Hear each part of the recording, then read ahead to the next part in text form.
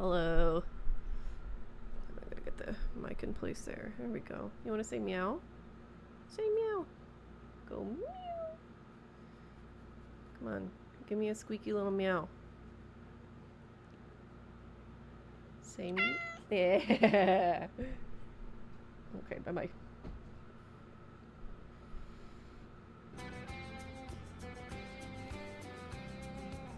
I'm so excited for Sheep Detectives. I'm very much hoping that I get to see it this week. I did get quite a bit of well, I don't know about work. It wasn't exactly work, but I did knock a lot of stuff off my to-do list today, so that feels good. Just sort of normal, average life stuff. Cleaned the house, that kind of thing. Okay. Gus needs to take a shower, although I guess it doesn't really matter since... Yeah, none of this is urgent. He's got 2 days off here.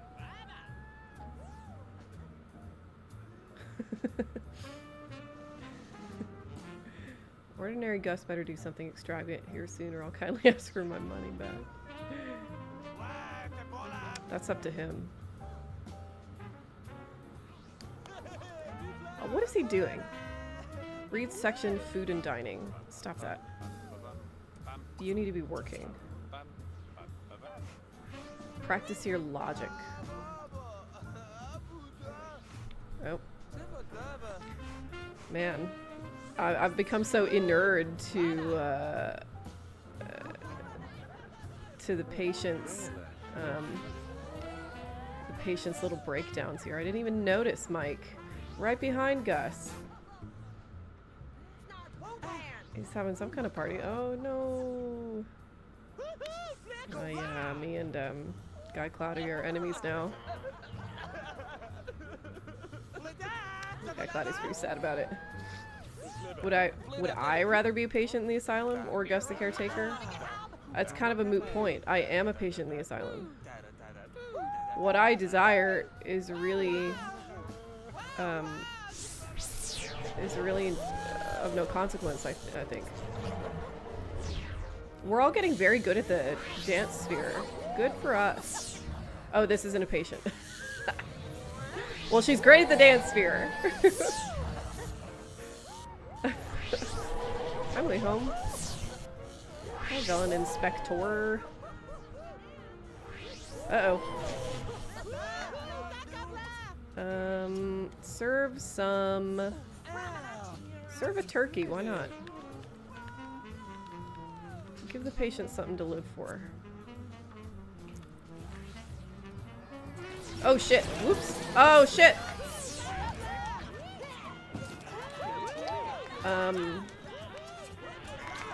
We got a thing in our inventory? Must have been somebody else. Oh, no, I just can't see it. Oh! Pathetic, Sim me. I expect better of you. Oh my god, we're actually enemies now.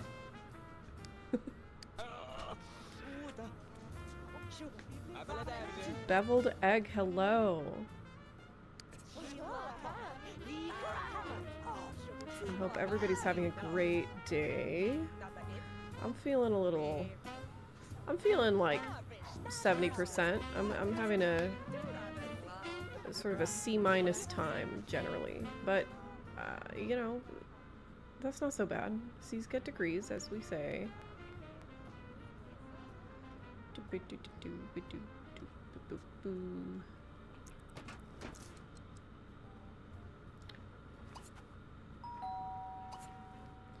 Accept delivery.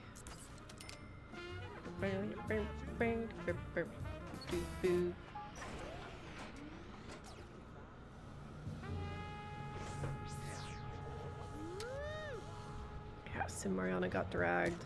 Oh shit, again? Ridiculous. Noodle the cat is all about it. Oh, I think he's joined the fight. Noodle the cat, be careful. I better win this time. Fuck yeah.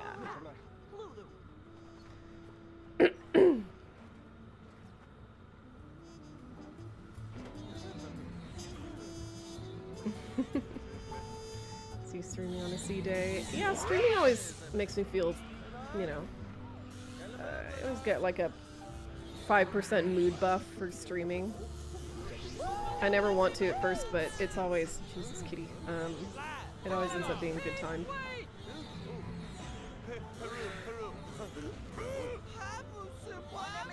God, Mike's having a rough go of it. Hate to see it.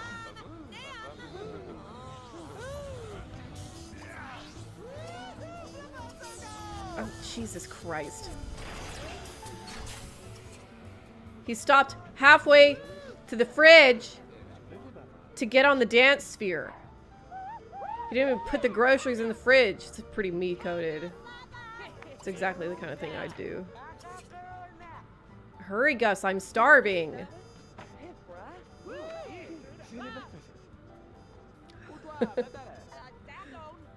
I look younger. It's probably because I parted my hair different.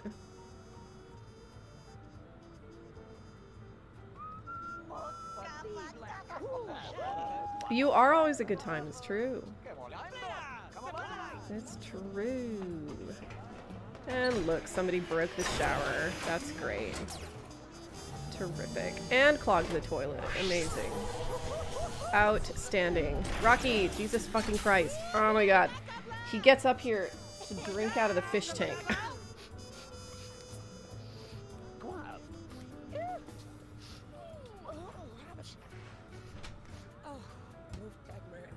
Suspicious tickle in my sinuses, been sneezing up the wazoo.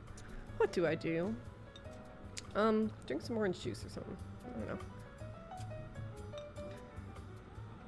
Now, if this isn't me on the daily.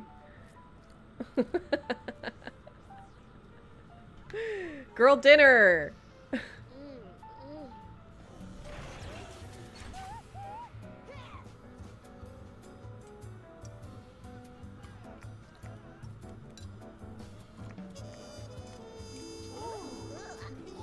Whoa.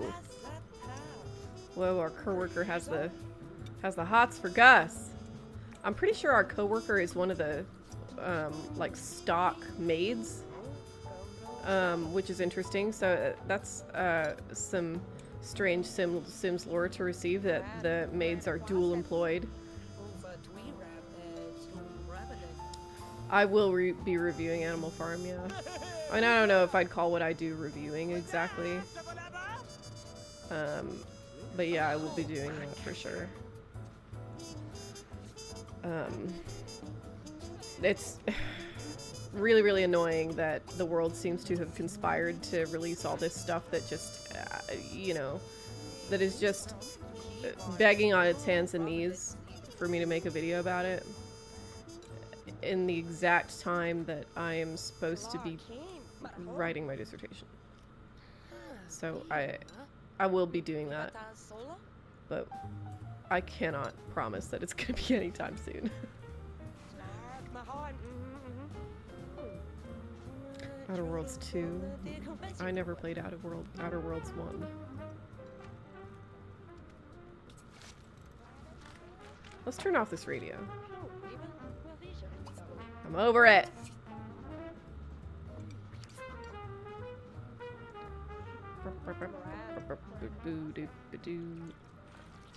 Oh gosh, you have to finish fixing the... Okay.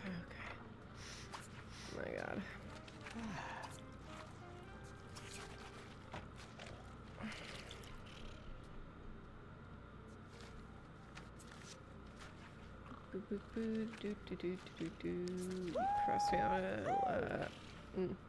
Cross out on paper. Yeah, I still need to give you those answers. Answers to the questions that you asked me. The very good questions that you asked me.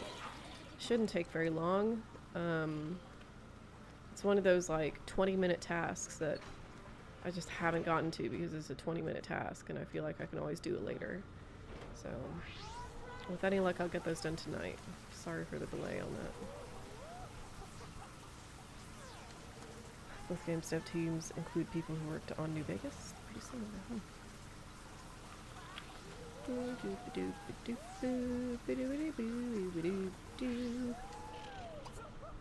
Oh, I should have had him fix the shower after he unclogged the toilet. Oh well. Whoa, what just happened? Oh. The dance sphere noise never stops surprising me.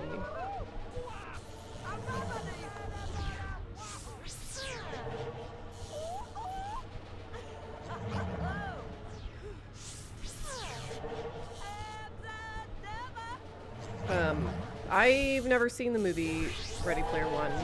I've never read the book either, but I hear terrible things about both. My opinion of you, Hampton, has just decreased. I'm sorry to say.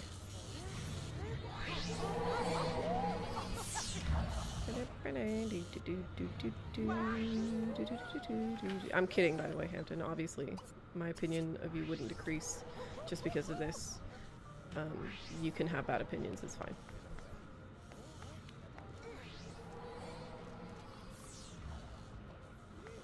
Fuck yeah, Hampton. This is why we're friends. You get me.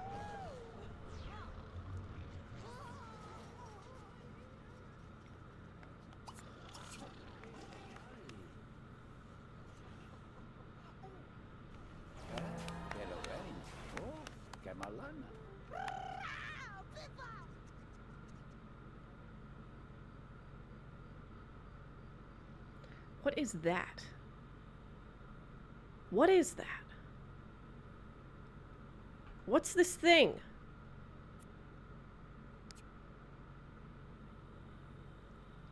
Oh, I think it's a ladybug box. Okay. Mystery solved.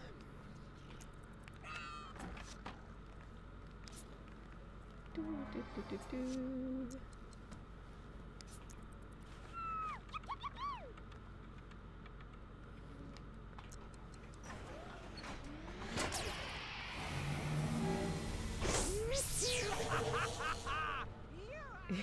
It could be worse. He could like Furiosa. It's so true. It's so true.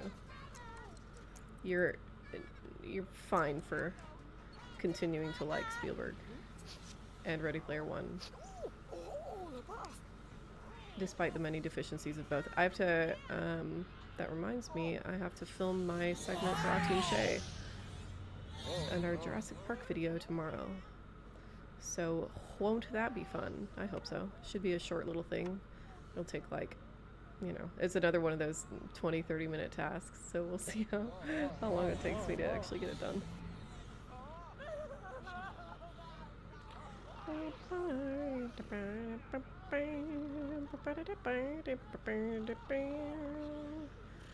According to my own research, my scholars and experts firmly believe Trump will go for a third term and start a civil war. I'd like to see the scholars and experts you're talking to. I don't like this is so far away from being my area of expertise that it really doesn't matter what I think about this, but it's just not the kind of vibe I get. I think Trump wants to like he wants to engineer a situation in which he can retire in such a way that he's like, you know, beloved by everybody he meets, and he can just maintain his status and notoriety, and I'm not so sure that he has the foresight or the introspective prowess to understand that like forcing a third term in a civil war is the only thing that would make that happen for him. I just don't know. My prediction is that he does voluntarily leave office, but I am perfectly willing to be wrong on that. Don't take my word for it. I don't know what I'm talking about. My opinion about this particular issue is like, you know, just barely on the informed side of things. So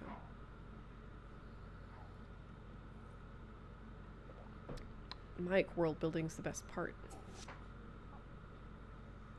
From Bloom will die by the end of his term. I don't. I'm not so sure he will, but I do think that he knows he's gonna die soon, and he doesn't. He's fucking sick of this shit. You know, he's fucking tired and old, and you know, he's a total sack of rancid pudding that's just getting like more and more difficult to corral all the leakage by the day. And I don't think, I think he imagines an end of life for himself that actually does involve some kind of retirement instead of, as opposed to just continuing his current workload forever until he dies. But maybe, I don't know. Maybe I still know.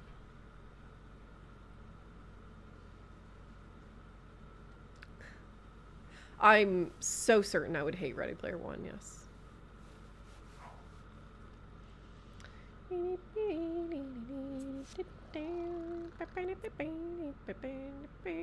would not like to subscribe to Games Magazine, thank you.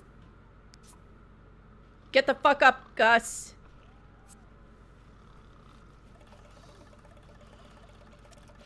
The patients need your watchful eye. Go play chess.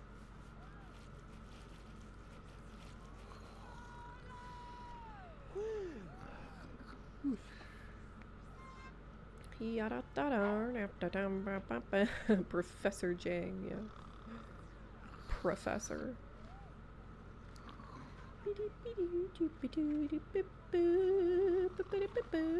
Why do you think Americans will keep the whole peaceful protests thing going for? What do you mean by the whole peaceful protest thing? Like, you mean peaceful protests instead of, like, storming Capitol buildings or whatever? I'm really interested anytime anybody from another country asks that question. Especially Europeans. Like Hampton's from Mexico. Hampton understands how corruption works. But it's like, Europeans don't fucking get it. Like, they don't understand how the American government works and how entrenched this system is in the way that we do things. This is not new, you know? This is a continuation of a trajectory that has been in the works for decades and decades, if not, you know, if we're actually assuming that events like the Civil War and the New Deal and civil rights legislation, you know, had the impact that people seem to generally assume they did. Personally, I think they did have something like the kind of impact people generally assume they did, but it depends on the details of what exactly we're talking about. Oh man, Mike. Buddy. Oh dear. Yeah.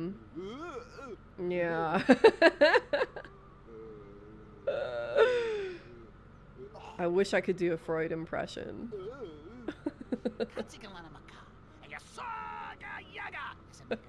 I'm breaking the rules right now. I'm not supposed to click on the other oh man. That is rough. Hell yeah! Speaking of aspirations, sorry yours just cratered, Mike, but Gus is feeling pretty good about himself. We'll see. I guess we need to continue logic anyway, so you might as well just stay there. Good lad.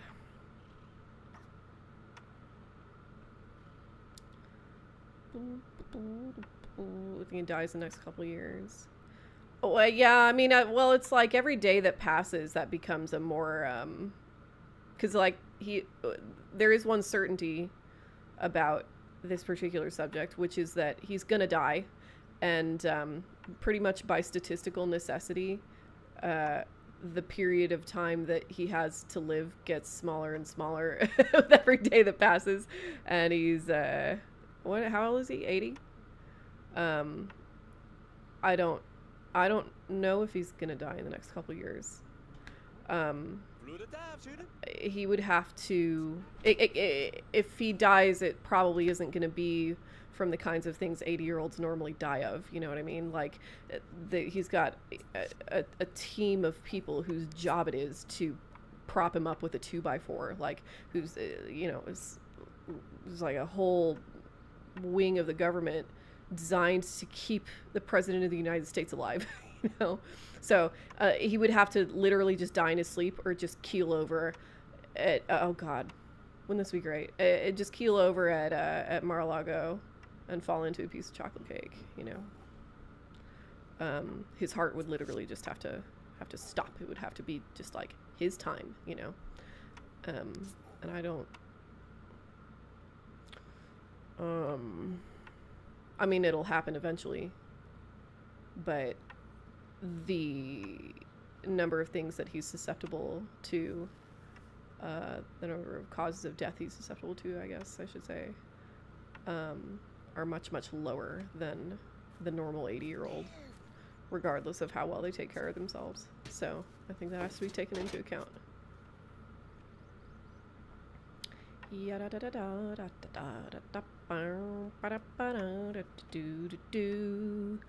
you'd be wrong on that. On another civil war, especially how much was unresolved from the last one. Well, I mean, I think we're functionally in a cold civil war right now. Well, like, what do you call it? What else do you call it when the federal government refuses to give Medicaid funding to states that were already apportioned Medicaid funding? You know.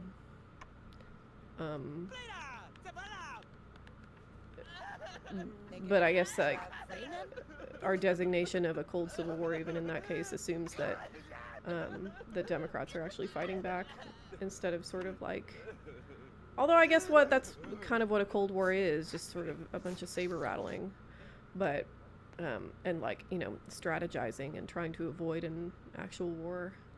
I just don't know about the extent to which Democrats are actually trying, you know. I think some are. But not enough, in my opinion. Wow, look at me taking the initiative. Good job, me.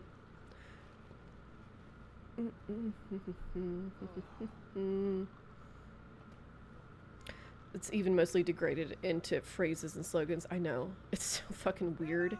It's so embarrassing. It's just so embarrassing. I know I say that a lot. It's just like, it's so, the secondhand embarrassment watching that fucking sack of shit talk. It's just next level. Man. One day, everyone will always have been against this. It's time to advertise hotel chain has really gotten out of control. What about the ballroom? Podcast Gus doesn't think much of Asylum Gus, but I think that's mostly willful. Podcast Gus doesn't want to think about Asylum Gus, is my impression. The idea disturbs him.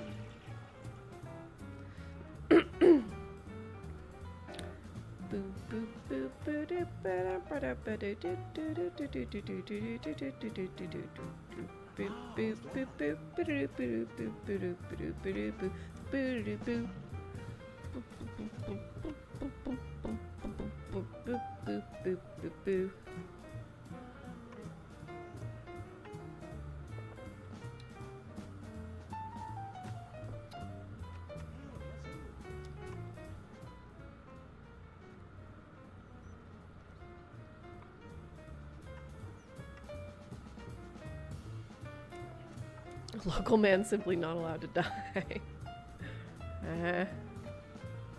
Well, goodbye. I'm sure you're gone by now.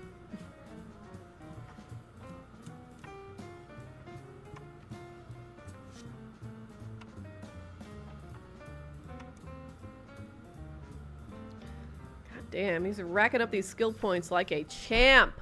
Good job, Gus.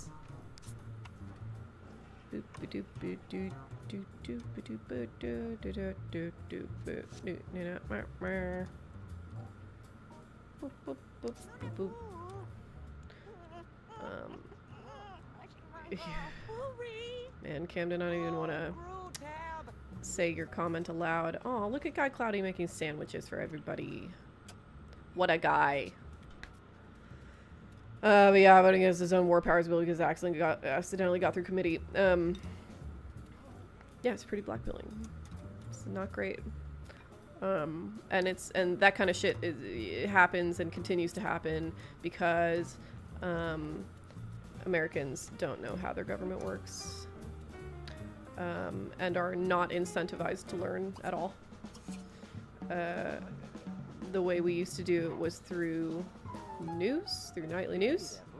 And there were no other distractions really, and it was also considered, you know, like a matter of national identity to at least have some level of familiarity with the way the government functions. But it's amazing how precipitously that expectation has fallen. Real nuts. Many academics actually consider these past couple of administrations a cold civil war. I don't know about academics. I would be surprised if anybody considered the Biden administration or Trump one to be a cold civil war or a civil war in any way at all. No. But Trump too, I think there's a much stronger argument. Yeah, he's like expressly attacking, you know, he's using the power of the federal government to enact vengeance on, you know, personal grievances against partisan rivals. That is a civil war.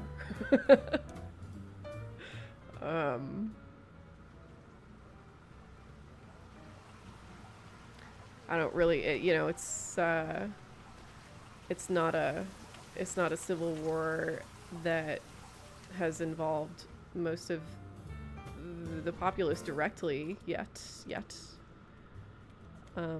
But it's pretty difficult to argue that the behavior of Trump too, it just like doesn't exist on any kind of spectrum between civil peace and civil war, you know.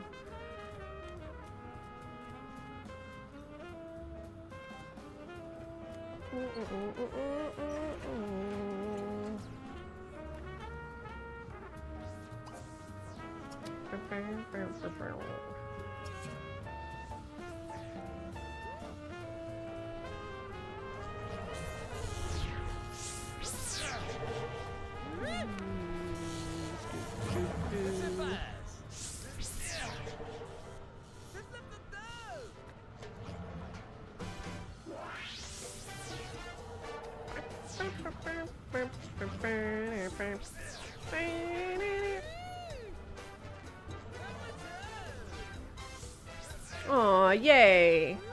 That is lovely. Me and some other students will speak at our school district's board meeting tomorrow. Numerous teachers are really proud of us. That's awesome. Fuck yeah! The kids are alright! You'll save us all! Please, God. God, somebody broke the shower again!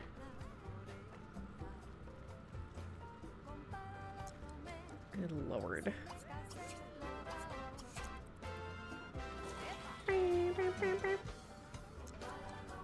Fuck.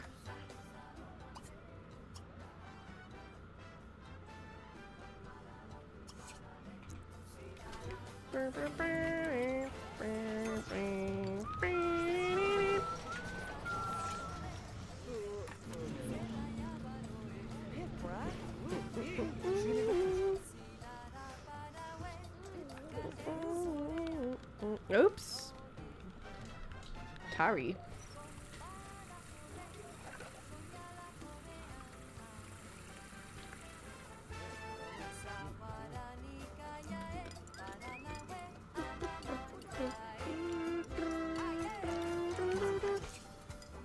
God damn it. Felon Inspector, hurry up. Okay. For fuck's sake. God damn it, Felon Inspector.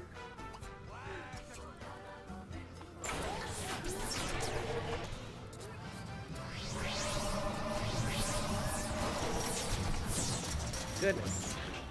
Lots of noise is happening.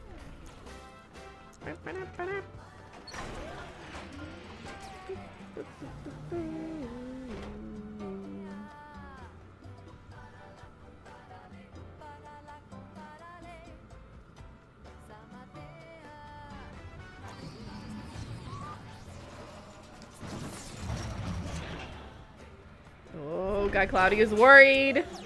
He's fretful. He's fretting, bro's fretting. Oh. Oh no.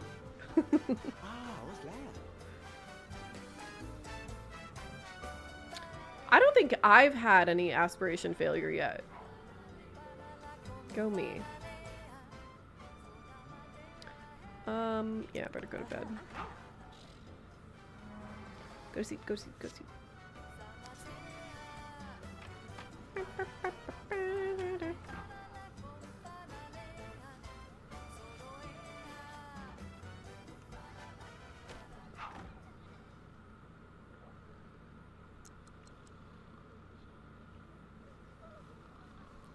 Ridiculous. Good luck. Stay strong. Keep talking.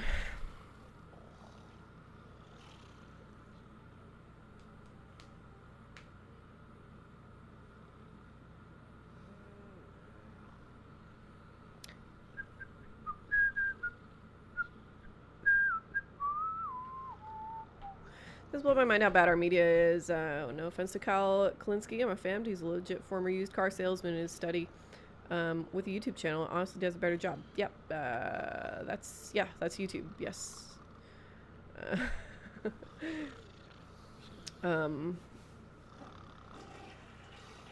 This reliance we've had on textual communication over the past.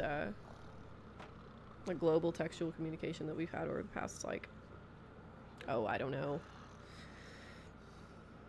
500 years to 1,000, long time, has sort of convinced us that textual communication is the only kind of mass communication.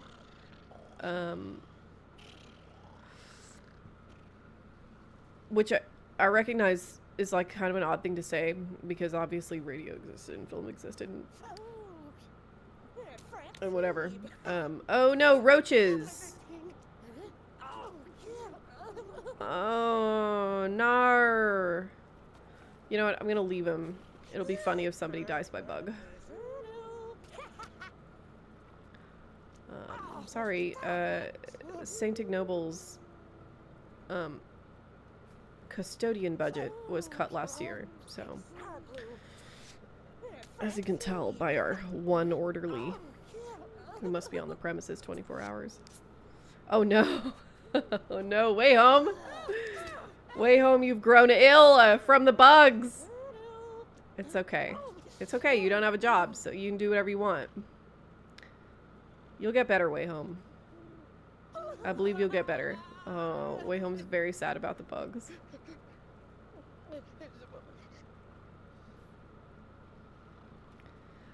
Goodbye, gorilla.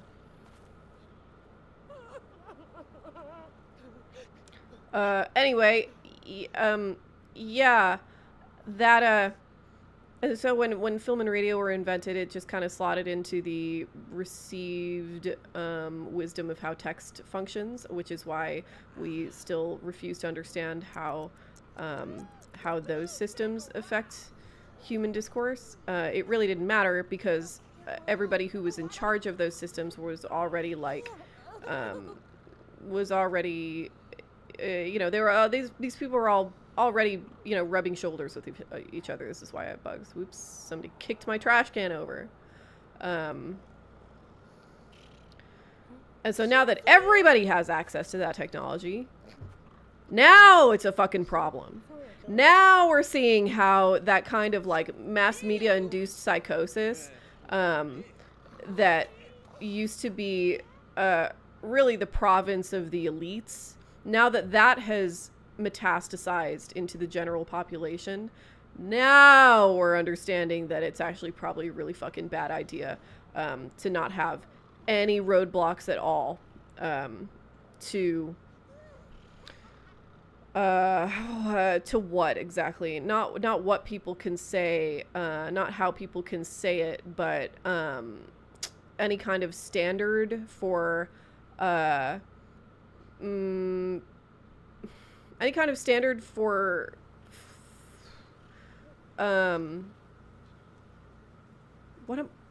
for like skill in receiving a message, I guess. Like people don't know how to talk to each other, you know?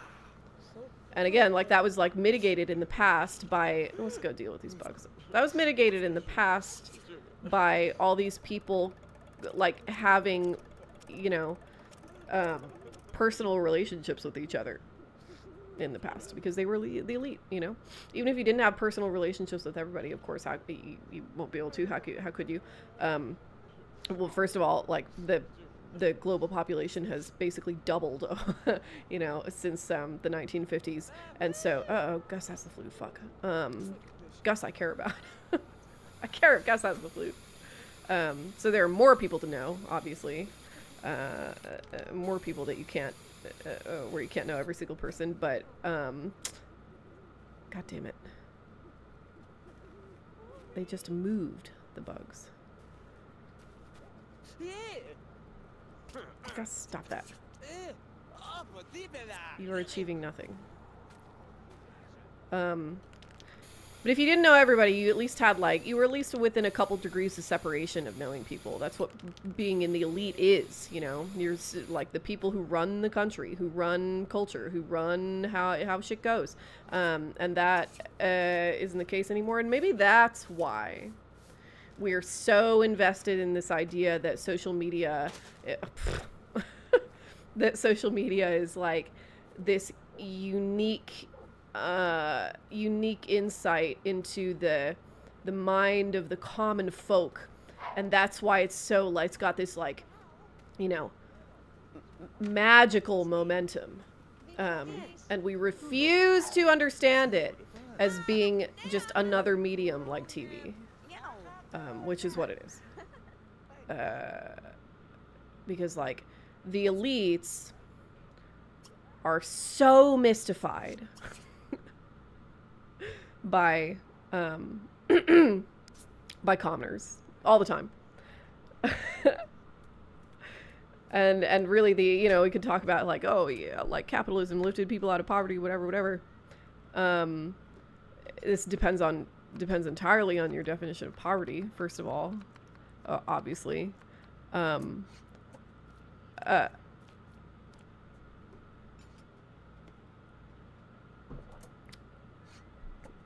Capitalism lifting people out of poverty depends entirely on your definition of poverty, but also, just by that, by that very definition that I'm assuming is capitalist, that we're basing this on GDP and you know, buying power and stuff like that.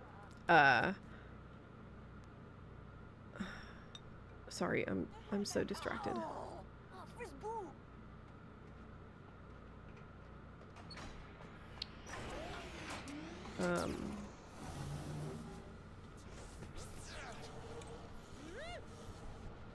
Man, I can't even tell what distracted me. What was I talking about? Capitalism lifting people out of poverty, how that depends on your definition of poverty. What was I talking about before that? Shit, man. I'm so sleepy. I'm so sleepy all the time now. Oh, I remember. It's that, like, if essentially what American capitalism did was not, like, was not freedom. It was not, like, inculcating the ability of everybody to do what they wanted and to participate fully in society. Really, all it did was expand the elite, right? That's what the middle class is. The middle class is an expansion of assumed public participation in society. It's not an elimination of poverty by any means. Jesus fucking Christ, Gus. Holy.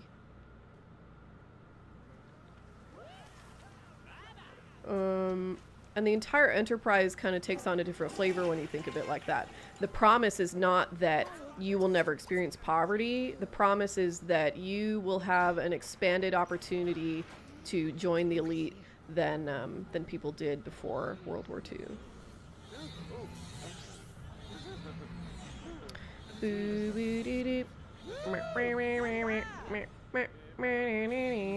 What's happening in Texas? Paxton, Talarico. This same shit, different day. It's just the same stuff. The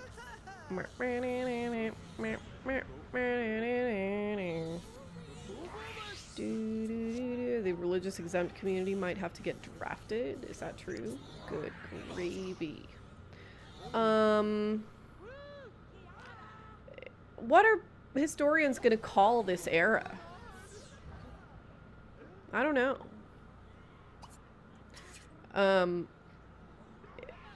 It's just so insane how defined by delusion everything kind of is, you know? That Israel thought it would be able to, like, take over the Middle East, looks like. Okay. People have been trying to take over the Middle East for, like, 5,000 years, you know?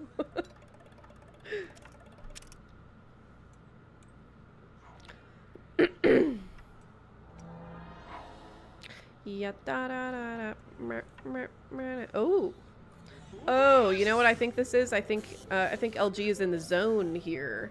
I think he's in the zone. Is that why? Oh my god. Is that why he's wearing that? Did that music lady come by and and give this disgusting suit to LG? Look at this, clashing animal prints. Unbelievable.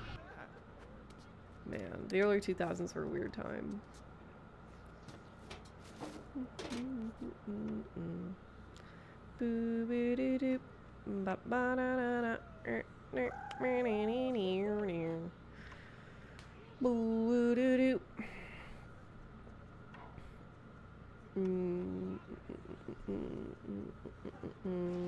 Equestrian class in ancient Rome, merchants and artisans throughout history. Yeah.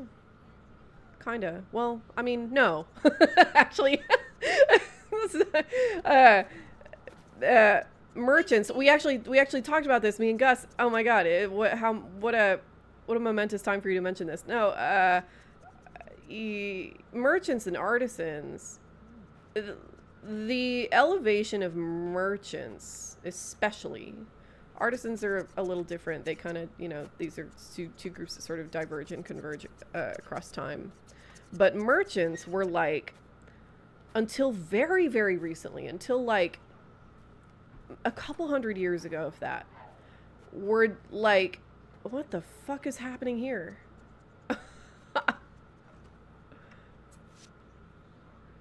As a small reward, please enjoy your journey to Games of Glory, where gaming is king. Okay. To be a merchant was considered like really seedy. You're like a level just above peasants when you're a merchant throughout most of society. Because the elite, they were royalty. They were like, you know, their nobility was of blood. It's actually like a huge insult to even suggest that the mere acquiring of wealth makes you an elite. No, no, no, no. It doesn't. You're still this, you know, this fuckwad from Flea Bottom, you know, or whatever. Just because you have money. Don't let that make you think that you're somebody important. You're not. Because the metaphysics of, you know, most of these places, certainly in like the kinds of places that merchants appear in, as we think of them, like, you know, classical Baghdad or China or medieval Europe. Yeah, merchants were not. You're never gonna become a noble if you're a merchant. You know, that comes later. Of course, eventually merchants are available for noble titles and whatever. But that was simply not done for hundreds and hundreds of years. Similarly, like historians will probably not call this a dark age, because the dark ages. It's a common misconception about the Middle Ages. The Dark Ages were not. We don't call it that because they were bad, because it was bad to live, like a bad time to live in. We call it that because there's very, very little documentation of the time period between. Oh fuck! What's the? What is the Dark Ages time? Isn't it like it's like 900 through 1300 or something? Something like that. But the only reason we call it that is because nobody was writing books. And so we don't really know a whole lot about what happened during that time. But what evidence we do have suggests that it was like actually pretty okay time to live.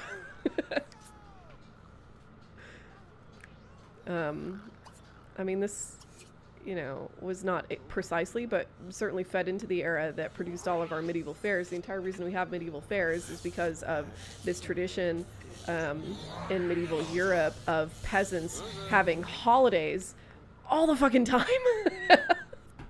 Like 100 days out of the year was some kind of feast day, you know? Because there were no expectations of like working hours or whatever. Like you get your work done and then whatever. Who gives a shit what the peasants do, you know? And it turns out the peasants were like just having a grand time partying their asses off as often as they possibly could.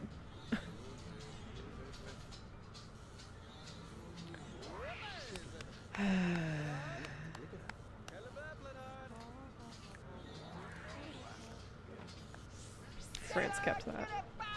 Kinda. Hey, shut up, peasants. Holy shit, listen to LG go.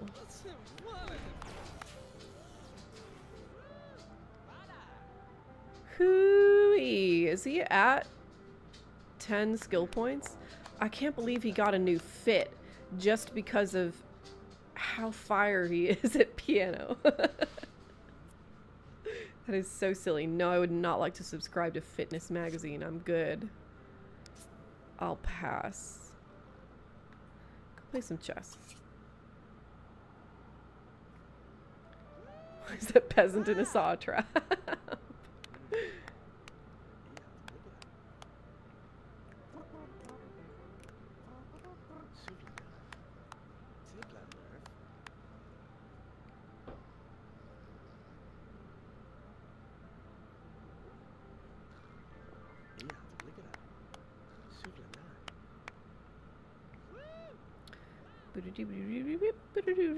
Fifth to 15th. Okay, thank you.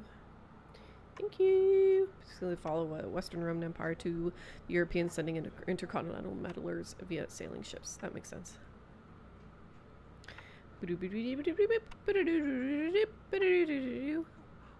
Thanks for playing Sims 2. You're welcome for playing Sims 2. I love it so much. It's such a good game. I never worry about it when Sims get sick. I just assume they'll be fine. I don't know if that's wise necessarily, but they usually are. They're usually fine. I've never once had a Sims in Sims 2 die of the flu.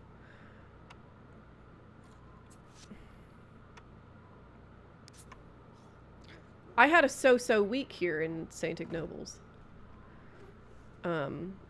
Which is like just an absolute gangbusters week anywhere else. So, see? Way Home had a terrible week. So I'd say I'm doing pretty good. Yeah, I'm available to talk.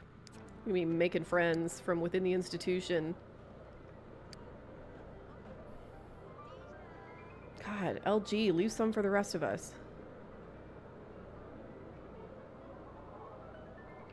Goodness.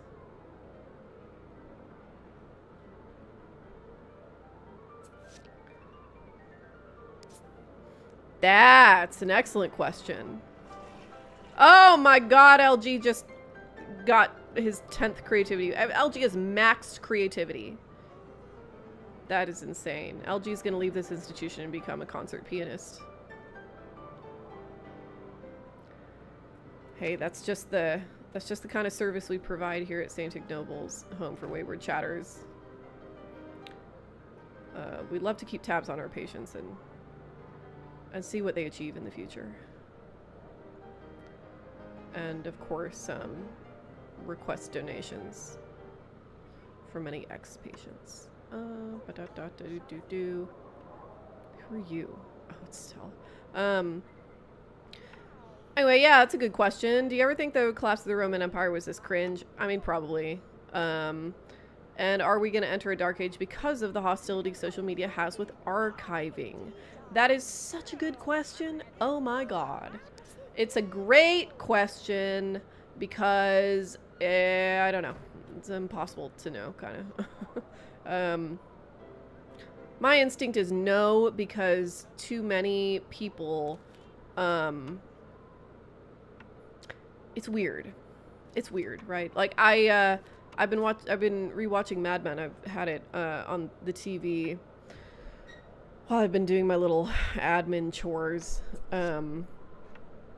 Oh no, I'm sick with the flu now. Oh shit. Now I care. There's an episode where they're trying to sign on American Airlines as a client, and American Airlines had just had a plane go down and like kill 165 people. And they're trying to figure out how to write around that. And Dawn says something like, no, this is America. There is no past. There's only an eternal frontier, you know, and that is how we behave. But also, the fact that there is no desire for archiving on the internet and, you know, no acknowledgement of archiving doesn't mean that there aren't still people doing it.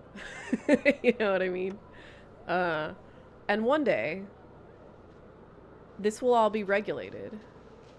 It will. I know it's like difficult to imagine right now, but it's gonna happen. Whoopsie. And when it does, all of this archiving is gonna be really important. I guarantee you that somebody... Jesus, I just like went into another dimension there. Holy shit, look at me go. All that stuff is going to be super important. Somebody has saved every Trump tweet, I guarantee you.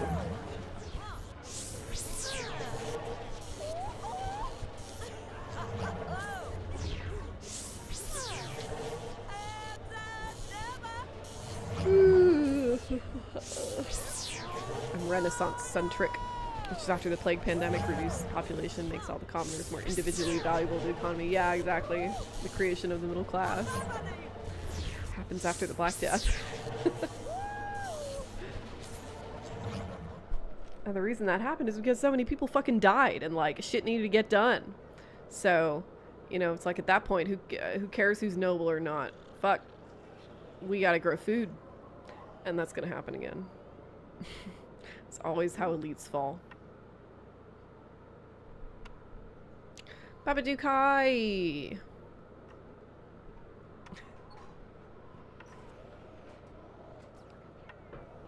I don't know the burnout rate of future Trump scholars. Oh my god, it's gonna be a whole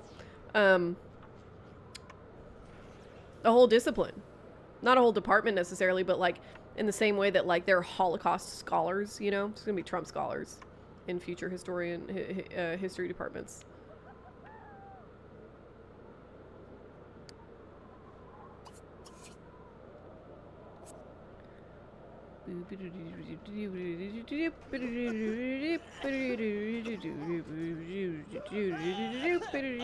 Jesus. Oh my god. Relax. Power through, Gus. Quit being such a little baby back bitch. He'll probably have killed more people than Hitler by the time this is all over.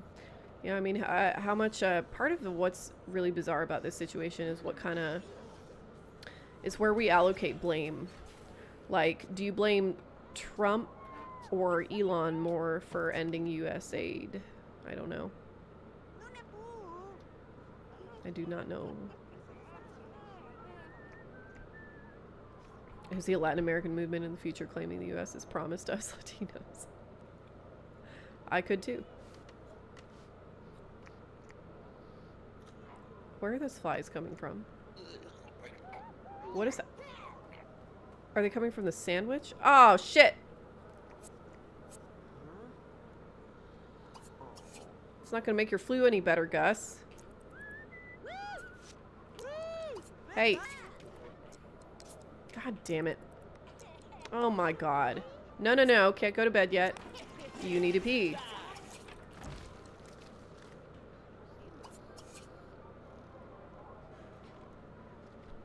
boo, boo, boo, boo, boo.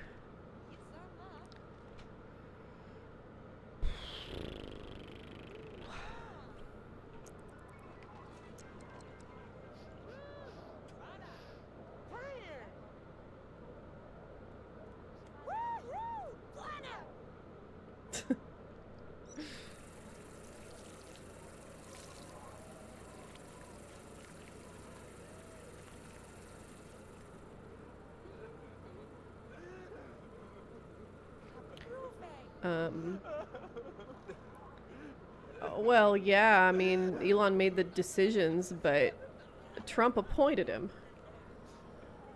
So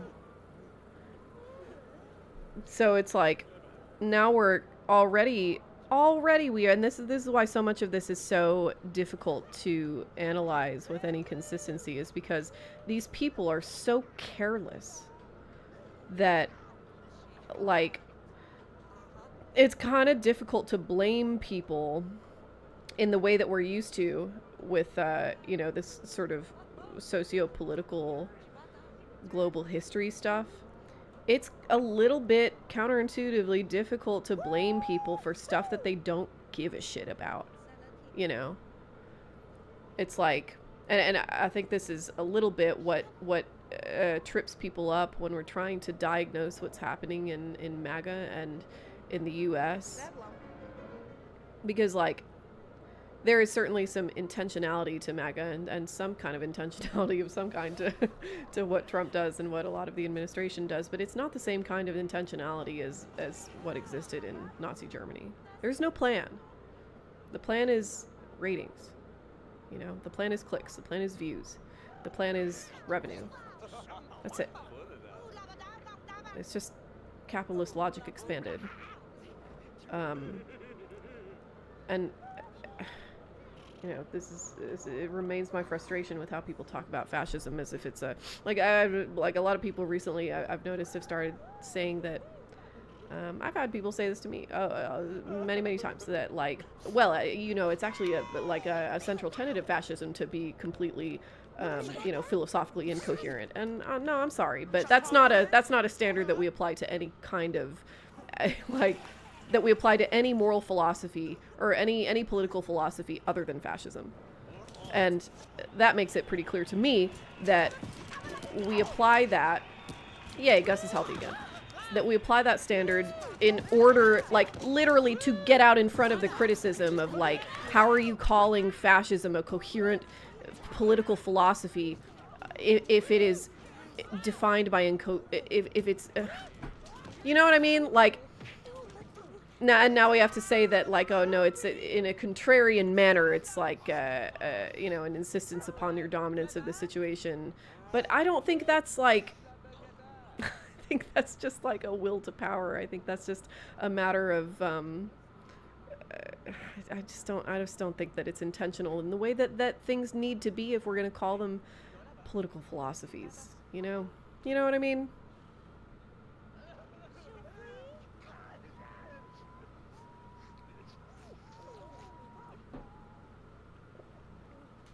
Do we blame Hitler or Reinhard Heydrich for the policies that came out of Wannsee Conference, deciding to exterminate Europe's undesirables? I don't know. I genuinely don't know. I think that's an open question, you know. You blame the regime, for sure, which is why at the end of World War II, every Nazi was going to Nuremberg.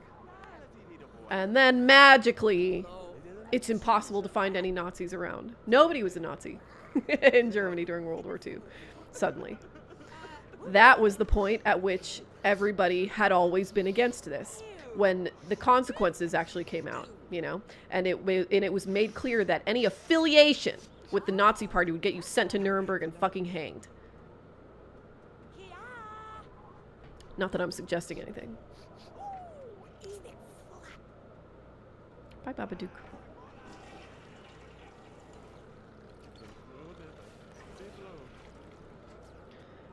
Yeah, Obsession is on my radar. I would very much like to see that movie.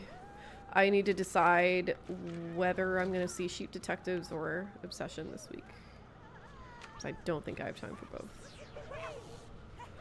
Yada da da da da da da do do do.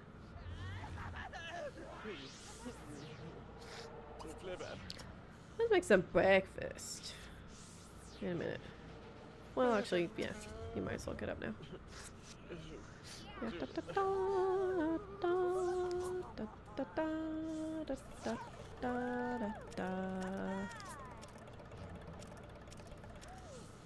boop boop boop. Boop boop boop. Boop boop boop boop boop boop. Do do do do do. Boop boop boop boop boop. Boop boop boop boop boop boop boop. I gotta say, I watched the Nuremberg movie and I did not care for it. A doggy!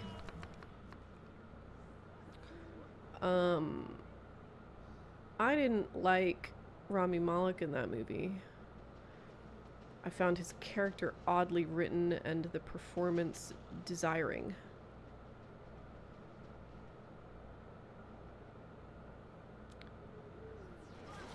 Do do do do do do.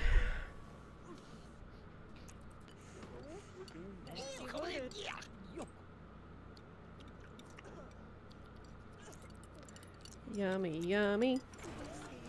Man, everybody's gonna get the flu now.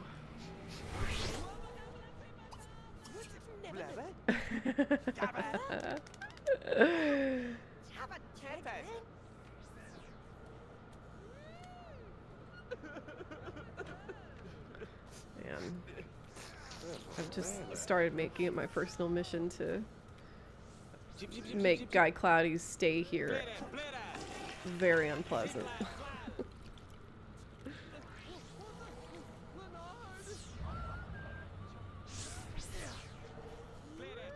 Everybody get the fuck out! Are you fucking kidding me? Oh my god, Gus can't take a shower because Velen Inspector is too busy cleaning the toilet that won't stop flooding unless it is unclogged. And Guy Cloudy and I are too busy slapping the shit out of each other. Finally, Gus gets in the shower. Congratulations, Gus.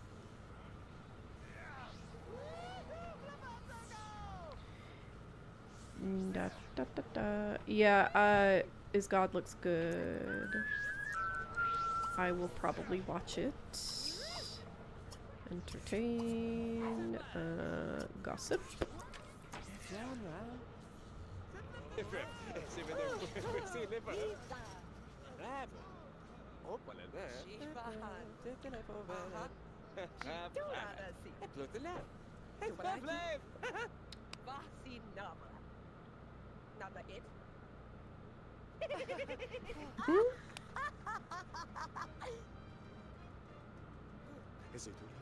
Just a couple of pals. It might look like we're talking about somebody's bathroom failure, but actually we're talking about Patreon perks and how we need to how we probably need to adjust those so that Gus isn't having to say literally 100 names. We have 100 paid patrons, which is nuts, and it's getting too much for him. Go yeah, go plink around. Good job, Gus.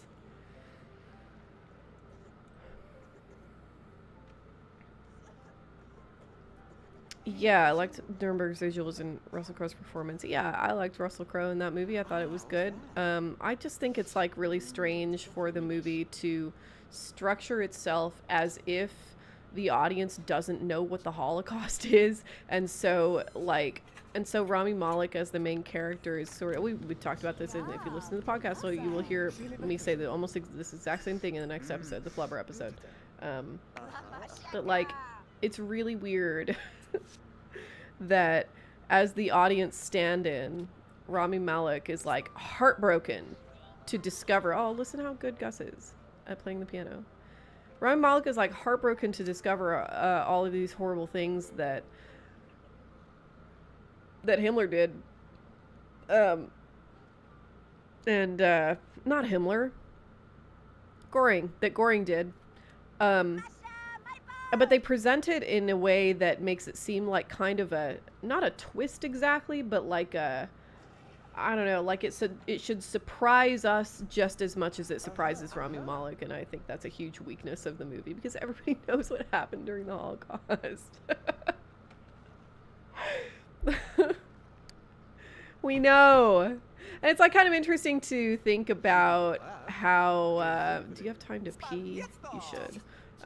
It's kind of interesting to think about how, like, there was a time, like a brief period of time where, like, you know, there were rumors about these concentration camps, but and I imagine that something similar will probably happen with the Trump regime, that, like, there were rumors, but it wasn't clear just how bad things were. Like, the breadth of suffering and cruelty and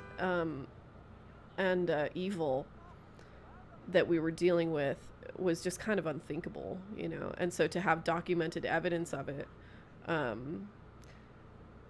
very startling, very alarming. I think a lot of people didn't believe it at first, you know, and so it's like kind of cool to see that sort of reveal, but I don't know, I just don't think they pulled it off. I've not seen, is Conspiracy that one about the guys who, like, they're documentary filmmakers and they like, you know, go find a conspiracy theorist and this guy, and then one day that guy disappears? Because that movie is called Conspiracy, and yes, I have seen it. It's pretty good.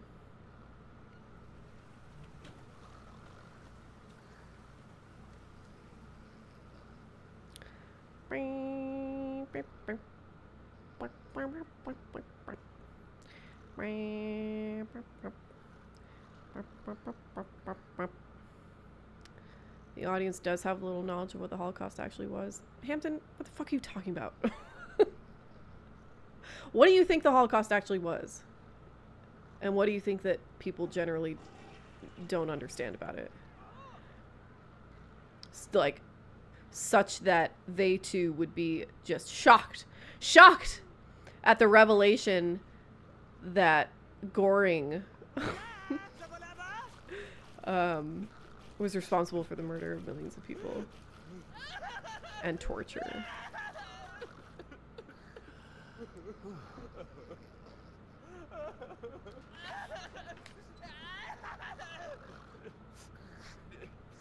Can't wait for white people to say the camps are only rumors and Trump didn't just...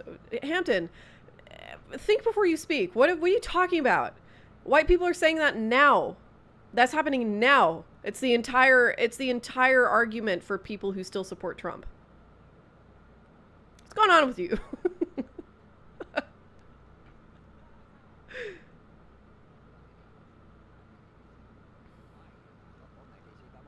Oh, okay. I have not seen that Conspiracy, no. The Conspiracy as opposed to just Conspiracy, I guess.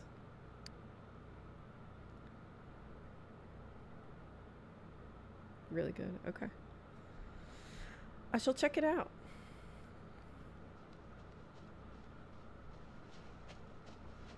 What was he doing? What was he doing out here? Oh, are they talking to the penguin? Oh, they were building a snowman! How wholesome! Oh my god.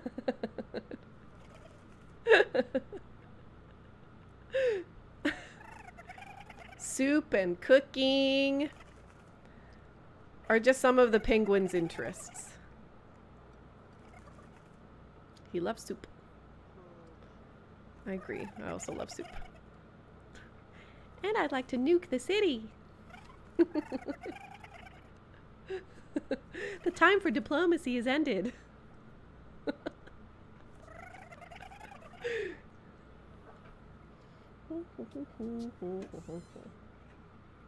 am I doing? Let's go on 3x speed. Oh my god. A local society dame has contracted with Gus's restaurant to cater her daughter's wedding to local wealthy businessman. This overly extravagant affair promptly causes headaches for the entire staff. The demands range from the silly 500 miniature swans made entirely of coconut paste to the impossible, can you get powdered blue lettuce greens for the salad? The sous chef is so busy taking care of these little demands that he leaves the decision about the soup. Surprise us! Entirely up to Gus. Should he make Italian wedding soup or the less traditional Louisiana gumbo? Oh, you gotta make wedding soup, I feel. The fact that I feel so...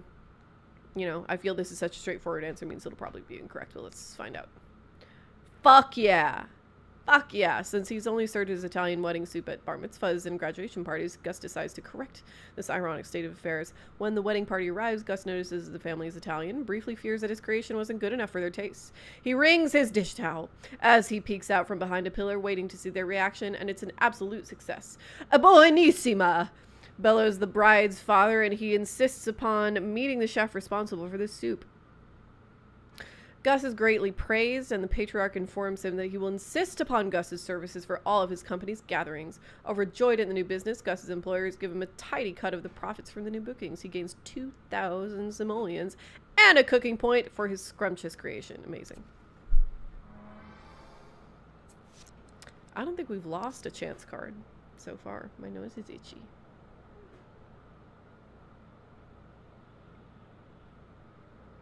I'll send you a key scene. Yeah, excellent. Thank you. Thank you, thank you.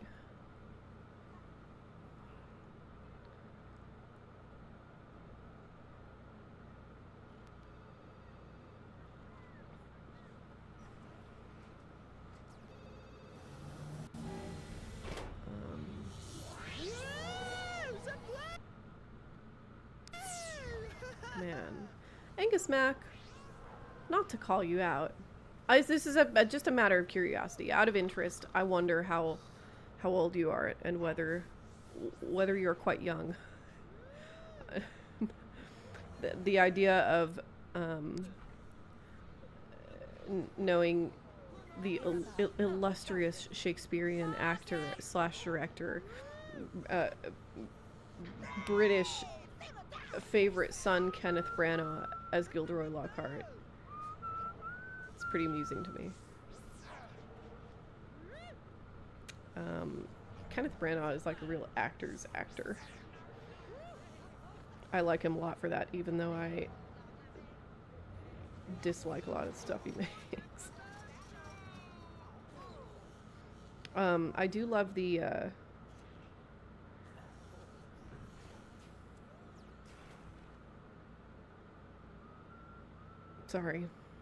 the mystery movies. Murder on the Orient Express, whatever. Agatha Christie, yeah. I love his Agatha Christie movies. I think they're so much fun. The penguin forming a parasocial relationship with the snowman. Hampton's just mad today. I understand. I do want to see a picture of your dog. Yes. 27. Oh, man. It's okay. Well, then it's alarming to me how much older I am than 27. It doesn't seem like a lot comparatively. But in absolute terms, like I was, how old was I when the first Harry Potter movie came out? I must have been like 11, maybe. Hogwarts age. Uh-oh. Y'all better feed yourselves. And when I was 11, you, Angus Mac, you would have been like, you would have been 6, maybe? That's a big difference. Hampton, I don't think I even knew you had a dog. If I were you, I'd be talking about my dog all the time. That's what I do. Just assumed you didn't have a dog.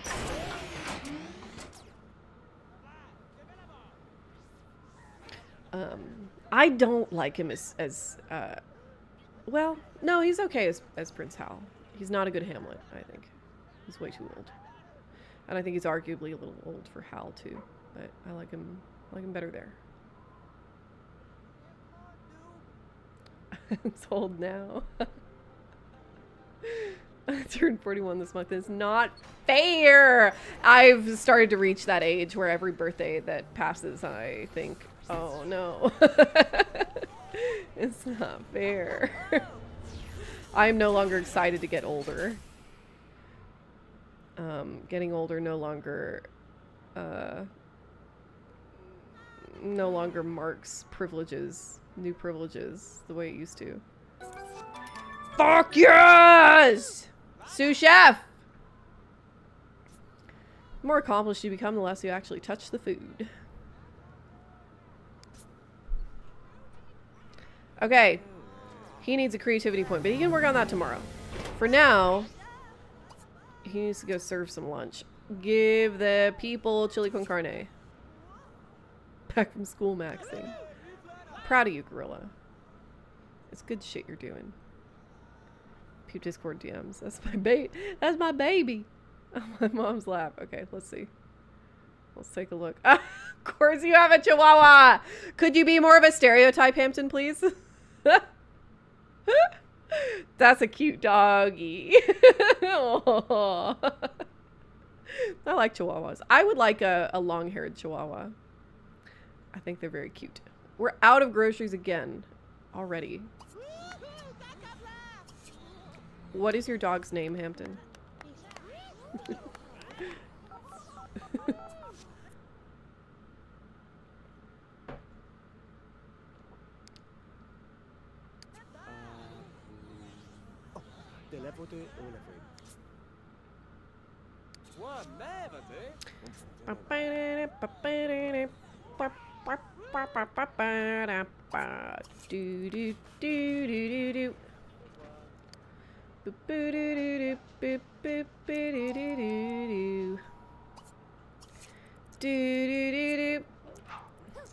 Oh!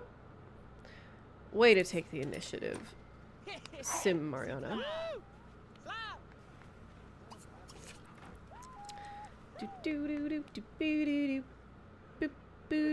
Muñeca!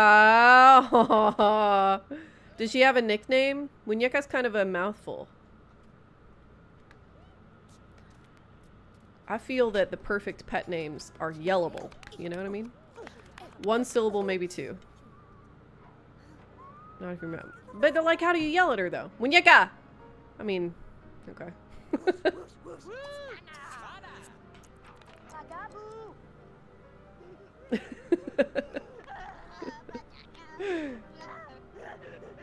I'm sure it's a common sound in your household, Hampton.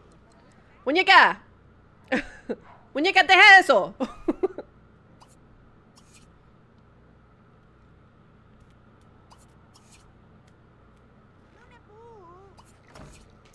17? Oh my god. Okay, you don't have to tell her to leave anything alone, never mind.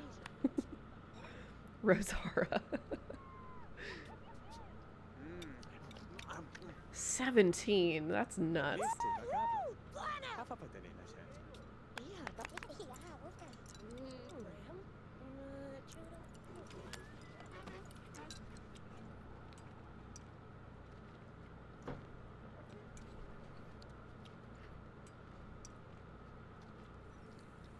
She's better than most dogs health-wise.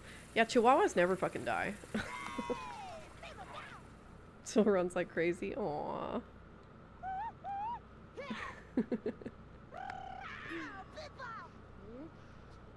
Zombie dog. Rita's starting to reach that state of elderhood. She still gets around, but she mostly gets around by following me around the house and taking every opportunity to nap. She makes old lady noises now. She goes, oh, when she lies down.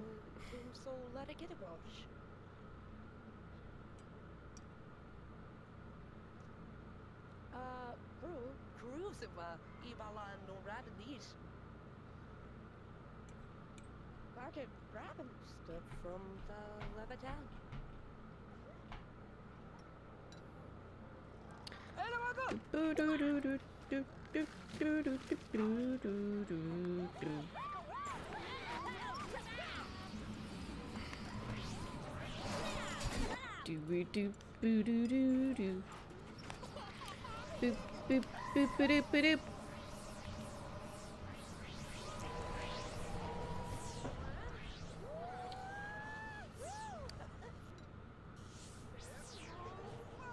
Oh shit, I need to make another friend. God damn it. Who do I know that I've fallen out with? Okay. Makoto St. Julian. We're gonna befriend him again. We can spend tomorrow on that. And getting another logic point or creativity point. Jackass, the trickster who loves to annoy people by changing their direction to make people trip. Chihuahuas don't die, they just get banished to the wall.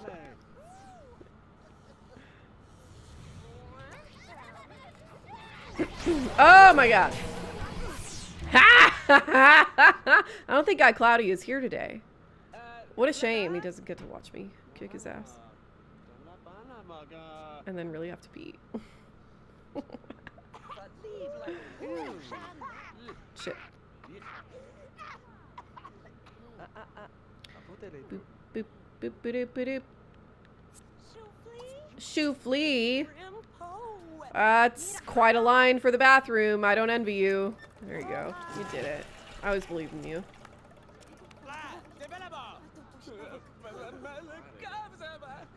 Did I want to fight?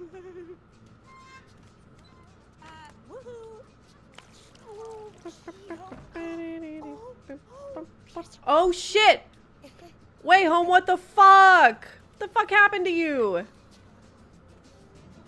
Ugh. Typical millennial, I was distracted by my phone and didn't see the circumstances in which Way home peed her pants right in front of the toilet. I do feel like that's pretty common though, you know?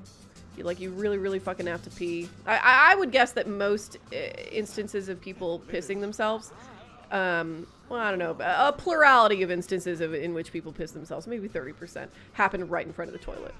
That's my guess. We've all been there for sure. Sims 2, correct.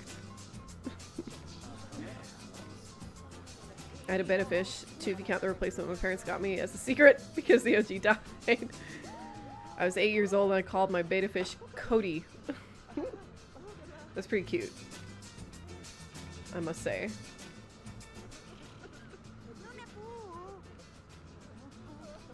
Uh-oh.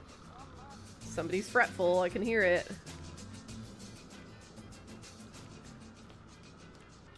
Look at you, Mike. Mike taking care of the household. Just a little commune of crazies happening here.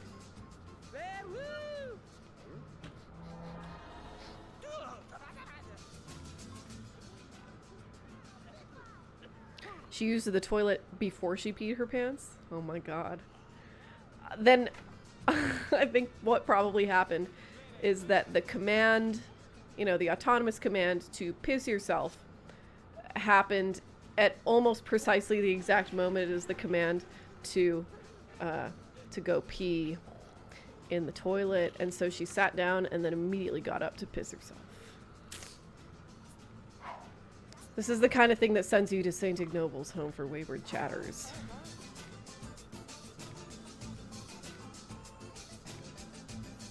I don't think I've ever listened to this radio channel. I don't hate it.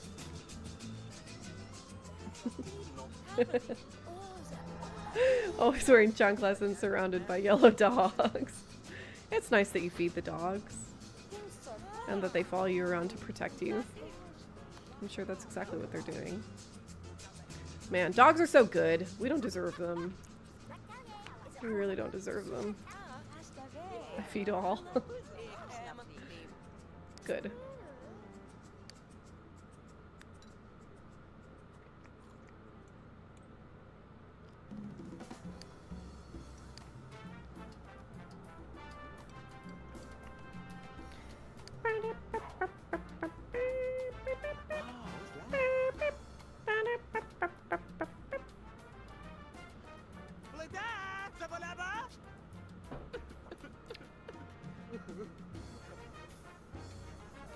Often have chats with homeless people because I buy them some food. That's good.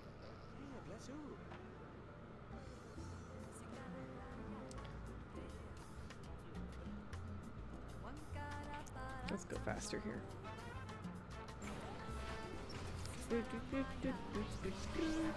Yay, I'm healthy! No more flu.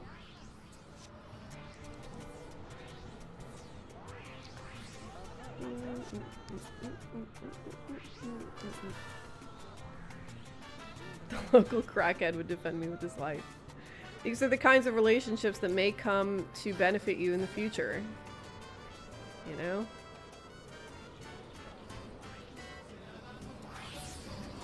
Oh my god. Another clogged toilet.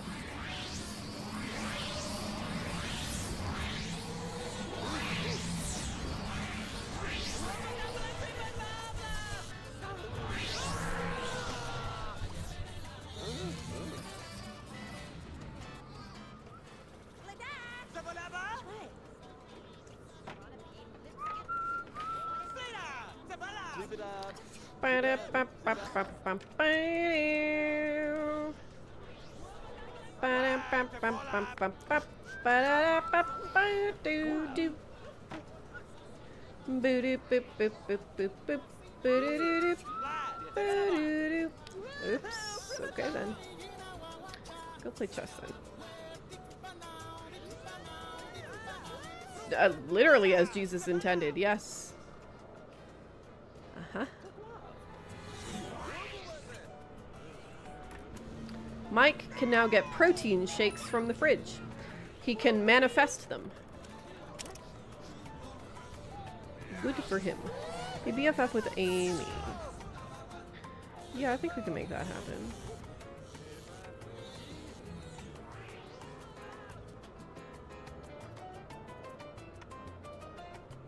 I told you I'm a good boy. I never doubted you.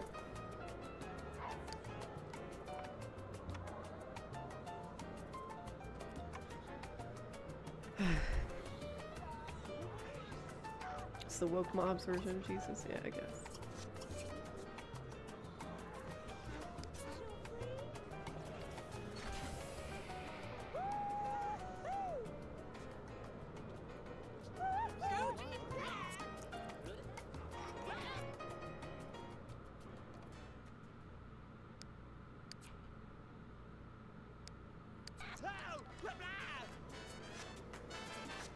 When did they make the Bible woke?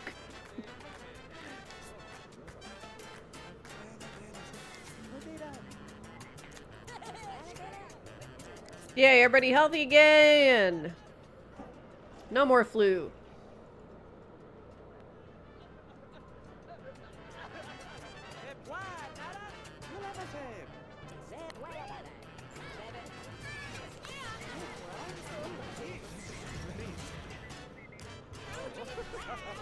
Okay, good. We're friends again.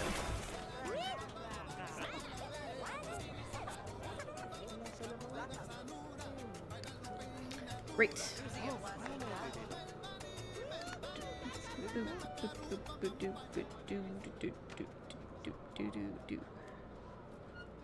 Fandom Jesus sucks, yeah.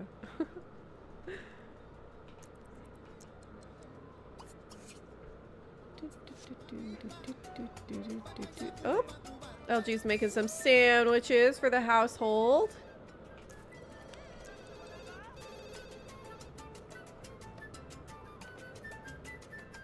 Is Mike available to talk? Sure.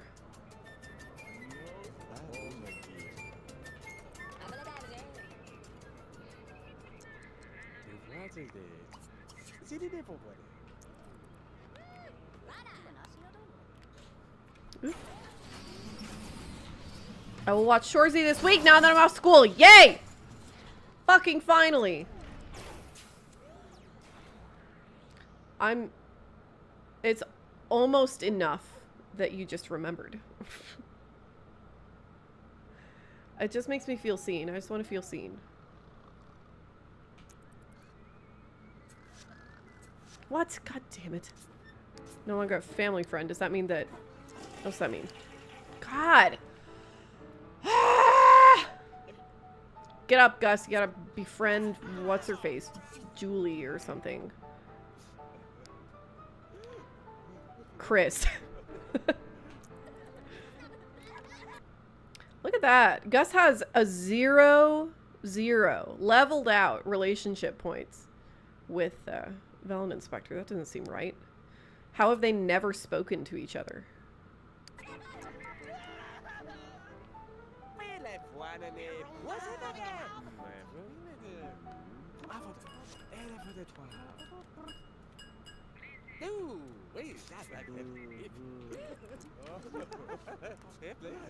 What?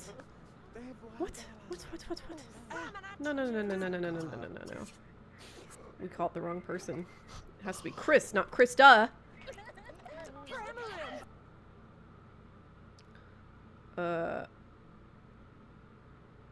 What? I don't understand. Does that mean she's on the property? Who the fuck is Chris Weberg? What? Huh?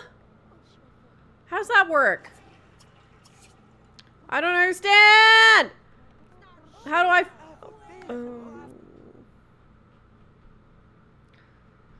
She's not in the phone book. How am I supposed to... What? Okay, fine. We'll call Lakshmi Wong, I guess. Make friends with her.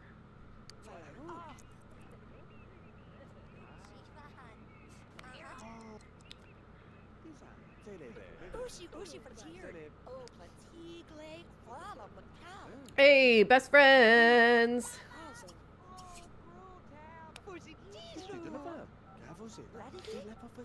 I look at your city's news on the daily just to see how your people are.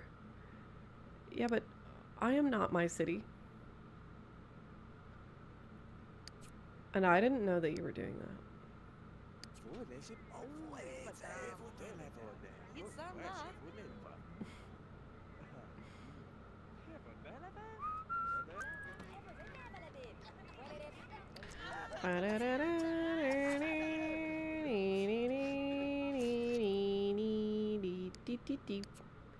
Boop boop boop. Doop doop doop doop doop. I am Texan, it's true. It doesn't mean anything. Stop that.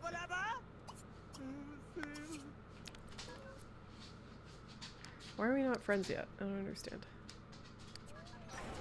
Whoa. Ah! Ah! Fuck, fuck, fuck, fuck, fuck, fuck, fuck, fuck, fuck! Fuck, fuck, fuck, fuck, fuck! Oh, no, no, no, no, no, no, no. Oh, my God. Oh, Gus, deal with it. Extinguish the fucking fire. Gus! Gus! Stop panicking. Extinguish the fire. Oh, my God. Gus, get your shit together. Get the fire extinguisher. Gus, that's the wrong direction. There we go.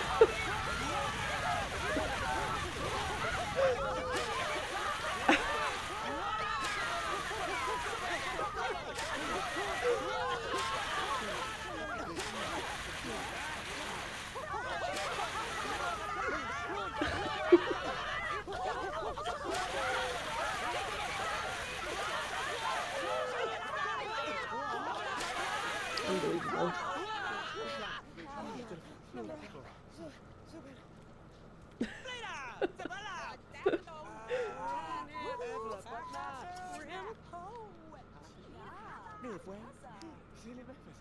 Okay, good, we're friends, but we gotta cement that a little more, I think. Jesus. What a commotion. I can see why they don't need a television. Per the rules of the challenge, we're allowed either a television or a radio, and I chose the radio so that people could dance. Which is, I was on the fence though, because look at the television. This is like, I mean, look at that. That's like, that's an Asylum television. Holy shit. Look at that. Screwed into the wall. A big fucking box. This was made in like 1995. Yeah. Anyway.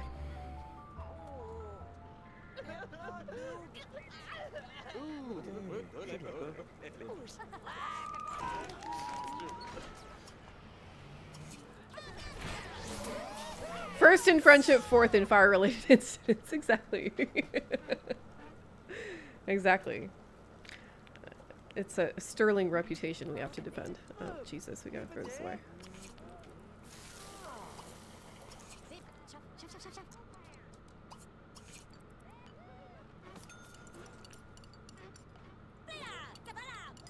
2 spaghettis.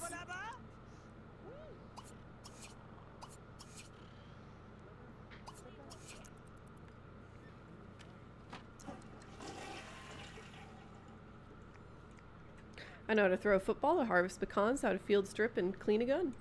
These are not things I look like I should know how to do. True. I was having this, like a similar conversation with, a viewer from London the other day. Where, oh, what example was he talking? Oh, that I think that he doesn't know how to swim. Because that's something rich people do. And it's like a marker of poverty to not know how to swim in London. And in a lot of other countries, I'm sure a lot of like ultra urban places, you know, possibly in the US, I would guess that there's a lot of like black and brown people in the US who also don't know how to swim. Although, I don't know. But like my dad doesn't know how to swim. And, but in the US, that's like country shit, you know? It's the same as like riding a horse. Or shooting a gun. Like, in England, these are rich people things.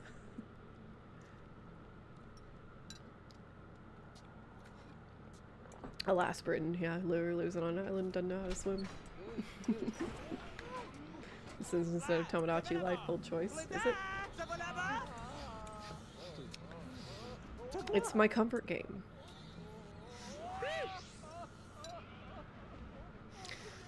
Here's some good, like, Texas home news. Yesterday, Mr. Morbid went across the street to check out our neighbor's guns.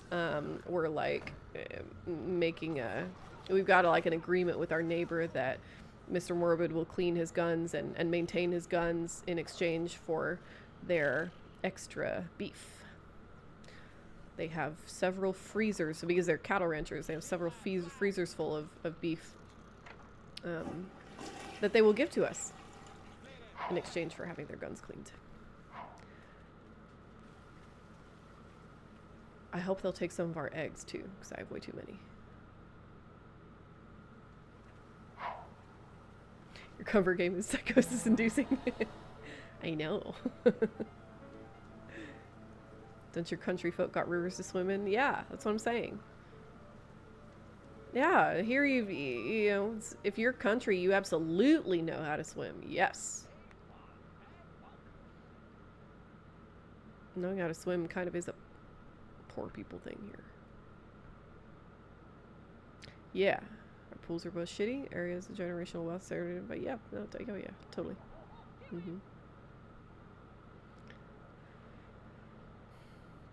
Morbid man said, let me get that meat. It's true.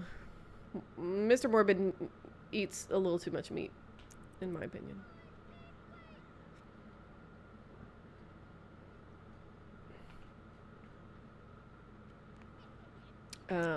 It's serious premium quality meat too, because our neighbor is not like we don't live next to a feedlot, you know, like their business is show calves. So they breed these fucking fancy cows. And they're all meat cows, so yeah, whatever. I won't think about that too hard. Morbid Man was my favorite person ever. I thought I was your favorite person ever. Oh man. That's lovely. Mutual aid, baby. Yeah. Neighbors should exchange with each other. This is market activity. This is good. Man, every time it's like clockwork. Every time I mention that market activity is good, actually, I get some fucking, you know, ML commie in my comments, like trying to fucking troll me about it. It's like, brother, what do you think mutual aid is? It is really, really imperative for the political economic health of this country that people detach the idea from markets from the idea of capitalism.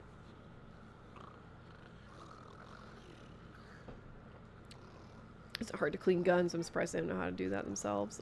I think they're mostly trying to just, like, you know, extend a neighborly hand. And, like, genuinely, this is what, like, this is what communities are based on, you know? Like, I need to do something for my neighbor. Or, like, I would like to get to know my neighbor and, like, bring my neighbor into the circle, you know? But I kind of need an excuse. You know what I mean? I'm sure this guy knows how to clean his own guns. And otherwise maintain his own guns, but, you know, he's doing something nice for us.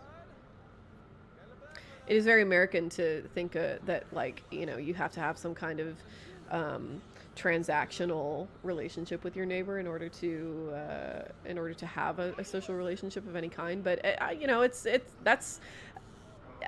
one of the things about Texas culture that I don't think is uniformly bad, you know. Who initiated the relationship with your neighbors? Well, Russ.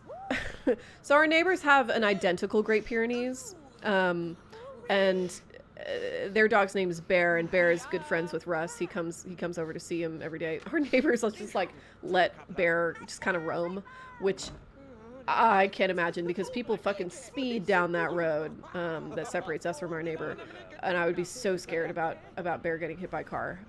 But he's a smart dog. Great Pyrenees are smart dogs. So Bear comes to visit Russ a lot of the time, and when Russ escapes, he frequently goes to visit Bear. And when he does that, we have to, like, go chase him around over there, you know. You know, Russ will go to anybody who he doesn't know is trying to catch him, so that's usually how we get him back. Or the neighbors will bring him. So this is how we, yeah. So Mr. Morbid was over there chasing Russ around, and that's how the relationship began. I just asked my neighbors for water, and then we chop it up for a few hours. It's one of the best parts about Mexican culture, you know?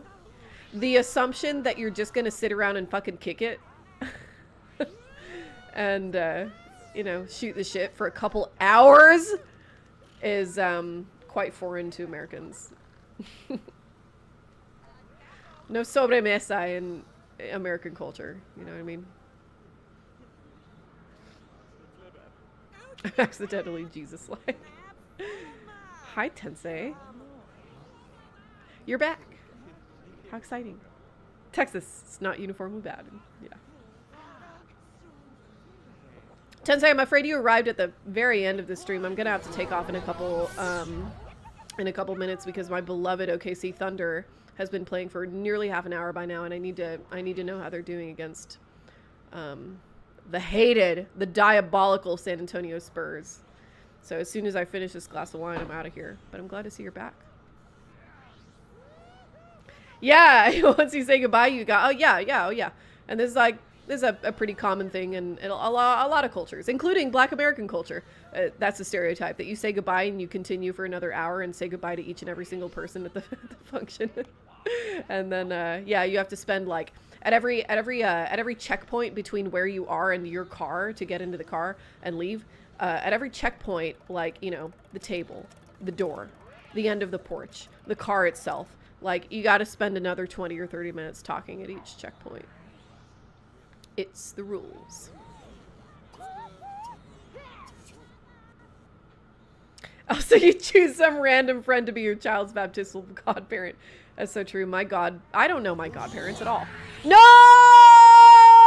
My dignity! Ah! Oh, it's really nice of Ellie to... Ellie's not here tonight. It's really nice of Ellie to clean up my pee puddle. Oh my God. How embarrassing. Thanks for cleaning up my pee puddle, Ellie. You're a real pal. It's like real life.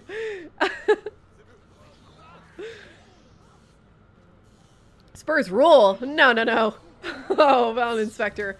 Oh no, we finally found a position of vehement disagreement between the two of us. Spurs do not rule at all. Spurs are clinical. So harsh. Even their colors. Gray and black. Ugh. Disgusting. Mm-mm.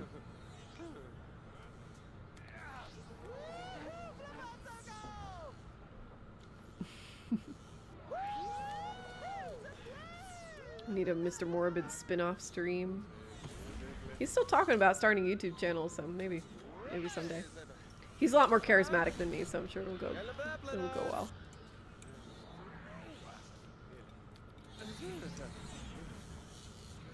I'm talking about his Warhammer figures and favorite Shakespeare verses. Yeah. I think, not unlike myself, I think this is a pretty reasonable assumption for most people who aren't just like, you know, total psychopaths, which are typically the kinds of people who become influencers or social media personalities of any kind. Like, it's nuts to me that anybody's interested in the things that I have to say, like, on the fly here, like this, you know? But it's like, it's a big enough crowd every time I stream that it's like fun to do. It's good conversation.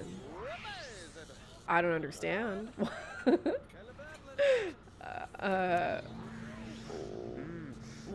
Why you people think I'm interesting enough to do this with, but I'm really, really glad you do. I really am.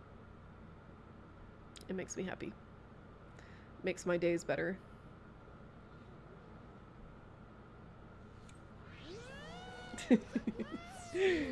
He can do no wrong. That's correct. Play catch. Okay, if you insist. Salute the day.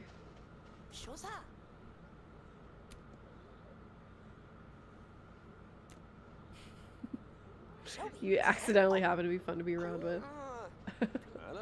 Thank you. Dag. Oh no, another fight! How many fights is this? It's gotta be in the 20s by now. She said y'all weird as fuck, but I fuck with it. I do. If I could invite you all to a party at my house, I would do so. Fuck yeah, all is right with the world.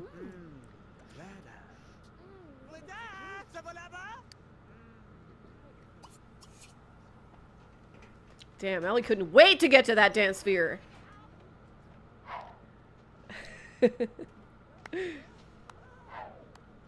I'm glad my gameplay is amusing. That is most startling of all. But the socio-political combo is always enlightening. Good! Hooray! That's nice to hear, thank you. And I've started all 20 of them. That's not true at all. Guy Cloudy has started a fair few.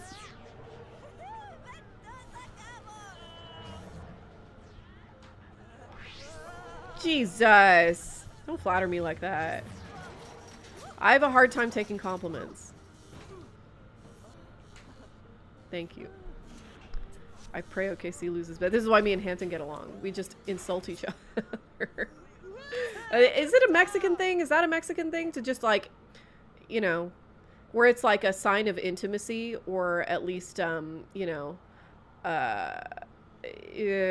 designs toward intimacy to just insult each other, and so insults become polite. I think it may be. Mexicans do insult each other like crazy. We do. We're so rude. But we're rude in a social context, in a habitus, if you will. It is as a quali sign of intimacy to be fucking rude as hell to each other.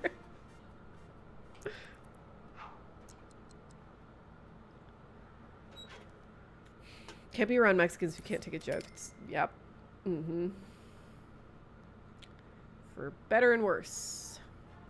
No. Wait for the carpool. Okay, bye, Gus. Have a good day at work.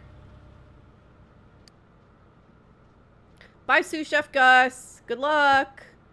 Bye-bye. So long. Bye.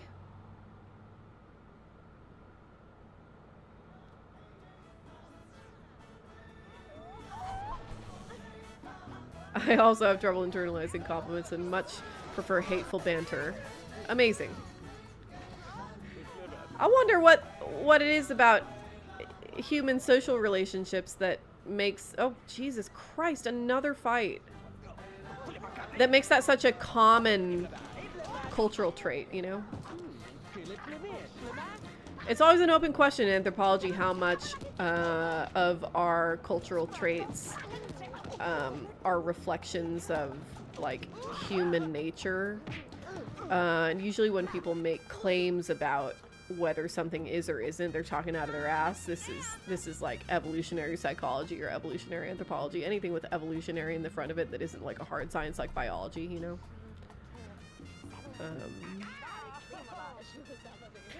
But that is so common. That is such a common cultural trait that I do wonder about it.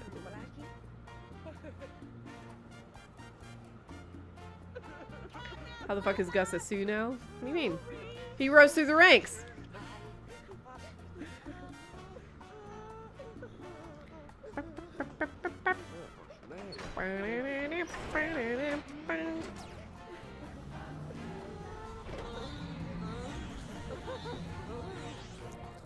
Okay, we're gonna wait for Gus to come home and then I'm gonna leave and go watch the game.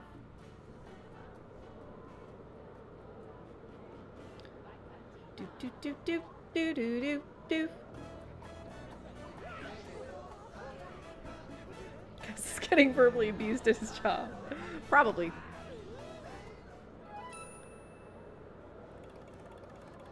Gus interviewed the other day for a very interesting job. And I'm not sure if I'm allowed to say what it was, so I'm gonna keep my mouth shut about that. But wish him luck.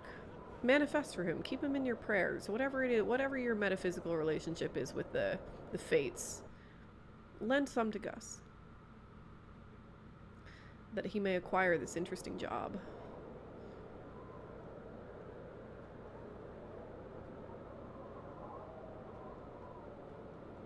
Yeah, like IRL Gus, yes. I need to replace you with Gus. No, pray for me too. I've had a weird couple days, like weird bad luck. Nothing crazy, but like just weird. Okay, I'll tell you about my weekend. I might as well. So on Saturday I was supposed to go to my cousin's first communion, which is always like I like an excuse to go to mass, you know. It's like great people watching. I've like, if you've read my article about small gods, like I have a complicated relationship with mass because I like it, but I don't think I like it for the right reasons, you know, because I don't believe that Jesus was executed for my sins, you know. So I was like looking forward to going to mass. And I got up early and I put on the dress and I put on the makeup and I got ready to go. And when I opened the gate, Russ, that big fucker, just took off into the neighbor's field. He didn't go to visit Bear this time. Oh, shit. As Gus grows more skilled in his work, he also begins to host dinner parties that gain him respect among his friends. One such friend who dabbles in publishing suggests that Gus publish a cookbook to get his name out there, going so far as to offer a nice contract of shit. Well, I mean, you gotta. Now all that Gus has to decide is what type of recipes to feature. He could concentrate on Asian dishes, a particular passion of his, or he could try and shoot for the growing low-carb, low sodium, low substance cookbook. Low substance, what's that mean? Cookbook market. Which book should he write? Oh, the one you have passion for. Absolutely. Eastern Eats. Let's see if this is a mistake. Oh no! Oh my god. Gus refuses to sink to the level of those diet cookbooks that make a travesty of real cooking. He uses his book as a sort of pulpit where he preaches taste over calories, quality over quick preparation. It would have been wildly successful too, except for the fact that Gus accidentally disclosed several of his restaurant's secret recipes in the rush to get the book out. His employers sue him and win, forcing his publishers to remove the book from the shelves. Now seen as untrustworthy, Gus will have to rebuild trust before being placed in a position of power again. Gus loses 5,000 simoleons in legal fees and is demoted to prep cook. Fuck. Okay. God damn it. Sorry, Gus.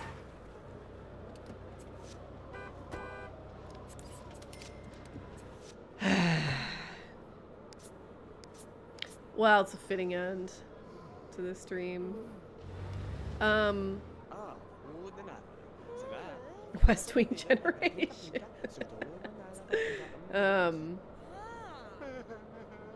Russ is so fucking goated. Always pray for you and your weird little family. Hooray. Good. At least somebody is. So Russ ran into the neighbor's field. He ran into the field of a neighbor who has not moved in yet. The property has been sold and I've met them, but they haven't moved in. So nobody was there, which is good because, you know, nobody was going to shoot me.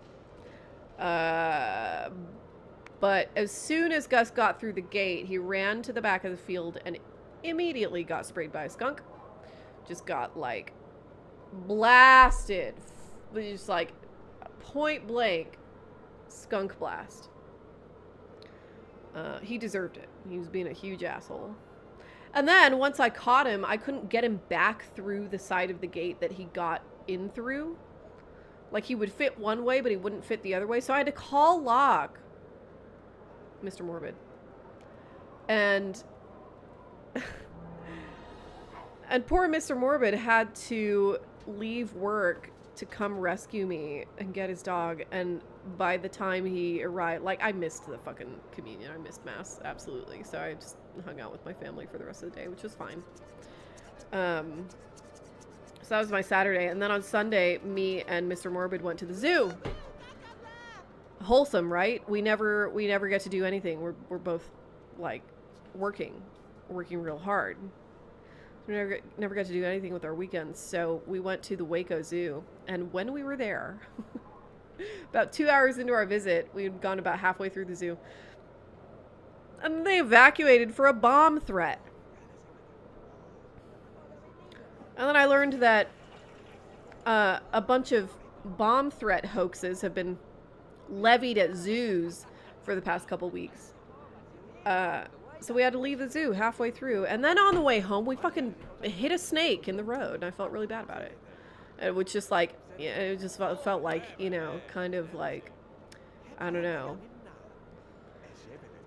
cosmic teasing to make that happen, you know. Like murder an animal. It was an accident, but still, on the way back from our botched zoo trip, you know. Sucked.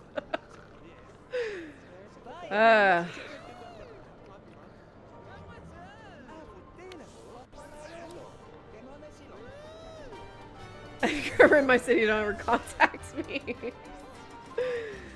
Hi, William. I love Clive Barker. He's one of my favorite horror authors of all time. I think he's such an interesting artist.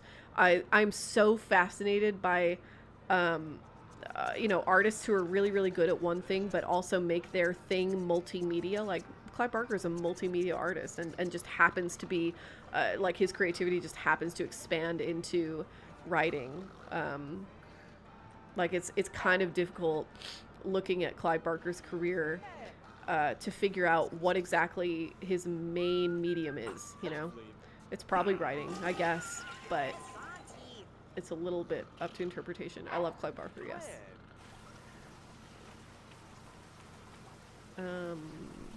I've never seen a skunk IRL. Not even hit on the road. They're super, super common here.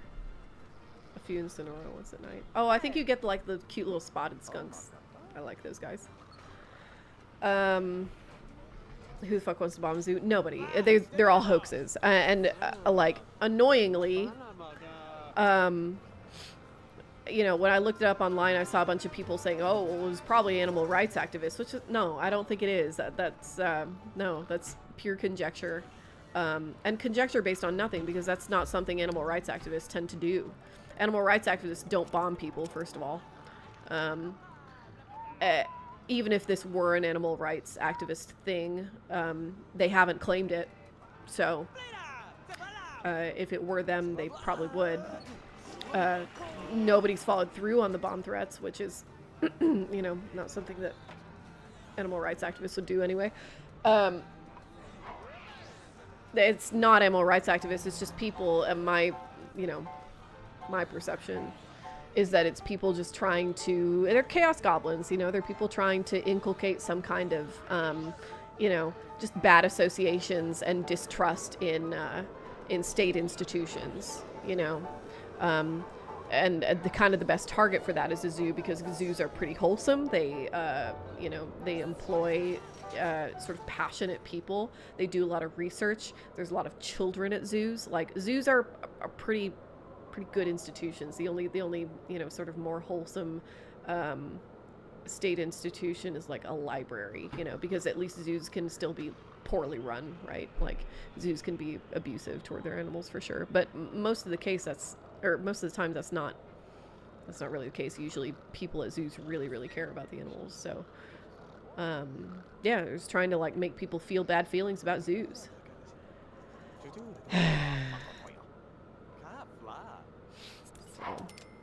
So that sucked.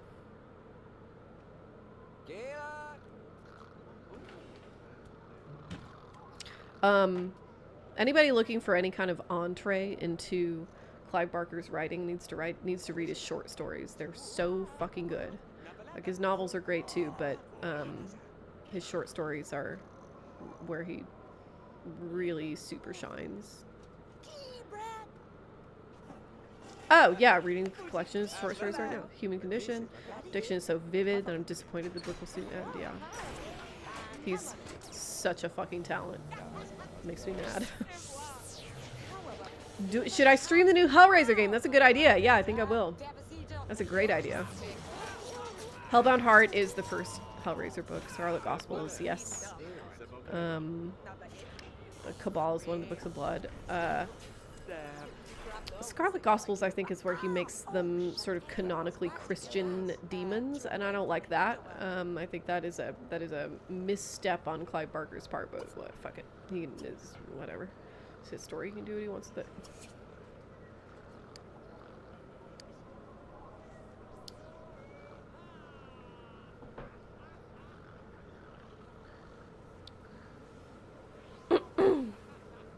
Are there positive traits to zoos that I'm overlooking? Yeah, of course.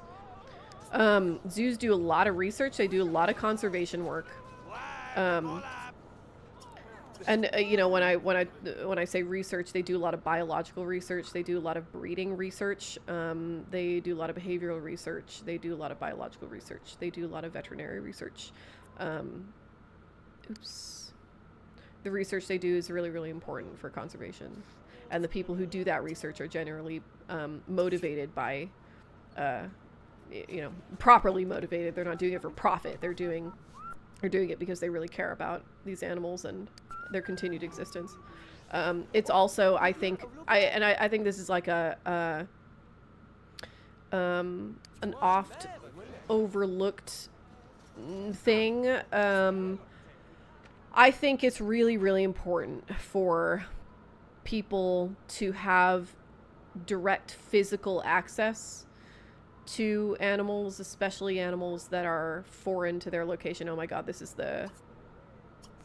Greet that dog. Greet that dog. That's the werewolf dog. Oh my god, I want to make Gus into a werewolf. It's important that people be able to see animals in person. Video is not a adequate substitution for that. It's like I think a sort of unpopular opinion I have that I think, you know, that's a matter of our culture, that like there's a stark division between wild animals and domestic animals, and you know, the natural world and the human world, and these are two different spheres, and I don't think that's good. I don't think that's good for anybody. I don't think that's good for humans. I don't think that's good for nature or for the animals that live in it. I think it's really important that people have the ability to build to see, to have contact with animals, and when it's appropriate, to build relationships with them. You know, I think that's really fucking important. Because if we don't do that, especially within the culture we live in now, we start thinking of them as objects or abstractions, you know, in the same way that like a sort of like rich liberal thinks of immigrants or minorities of any kind really as an abstraction, you know. Oh my god. A fight that I didn't start!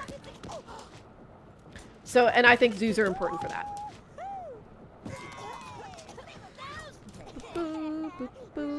Because, like, you know, your parallel universe here, where animals visit the imprisoned humans, like, we also have to keep in mind that animals do not understand imprisonment. They don't think of it that way, you know. It's difficult to tell what they think. You know, maybe you should ask a zoo researcher in some of their psychological studies. I don't know. But, like, animals don't understand the idea of imprisonment. It's difficult to know what they think or how, but it's probably not that, you know.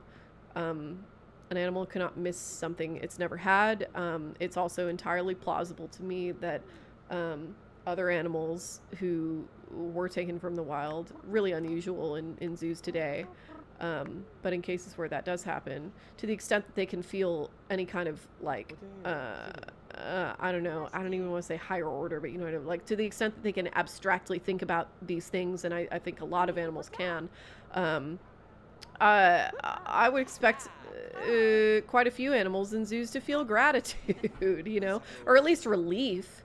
Being in the wild fucking sucks.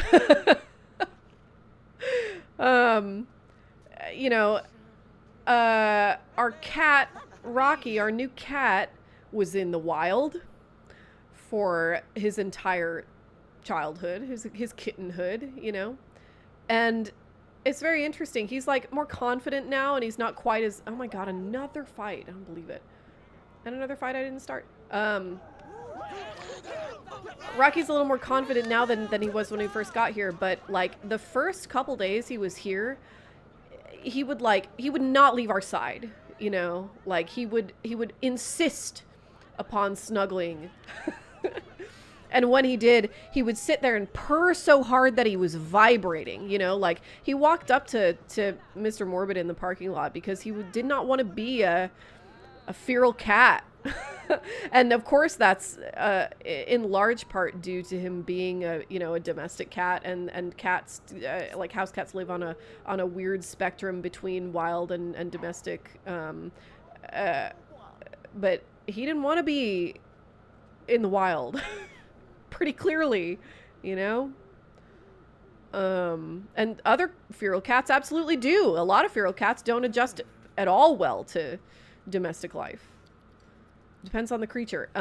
You know, parrots, I think, are a really great example of this. Like, parrots are absolutely wild animals, but it's really easy to make friends with a parrot as a human because our brains appear to work in similar ways and similar certain ways, you know, linguistic processing and abstract thought and stuff. Anyway, yeah.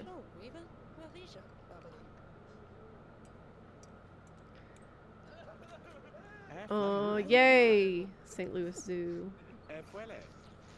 I can't tell if this happened or is gonna happen. If it happened, I hope you had fun. It's gonna happen, I hope you have fun. There's a raccoon that comes by to watch me behind glass. Isn't bad. I mean, like, this part of it, like, it's important to understand, and like, I have come to understand every animal that I come across in the wild as, like, this is not just like a representation of a species. This is an individual creature, you know. And if you have certain wild animals that you are forced to encounter in your area for whatever reason, in our case it's because, you know, we live in a rural place where, you know, where the same animal comes over again and again, like, yeah, you start to understand them as individuals, and that's important, I think. That's difficult to do if everybody's just an abstraction. Again, in exactly the way that, like, you know, certain rich liberals who've never met a Mexican in their entire life think they know what's best for Mexicans.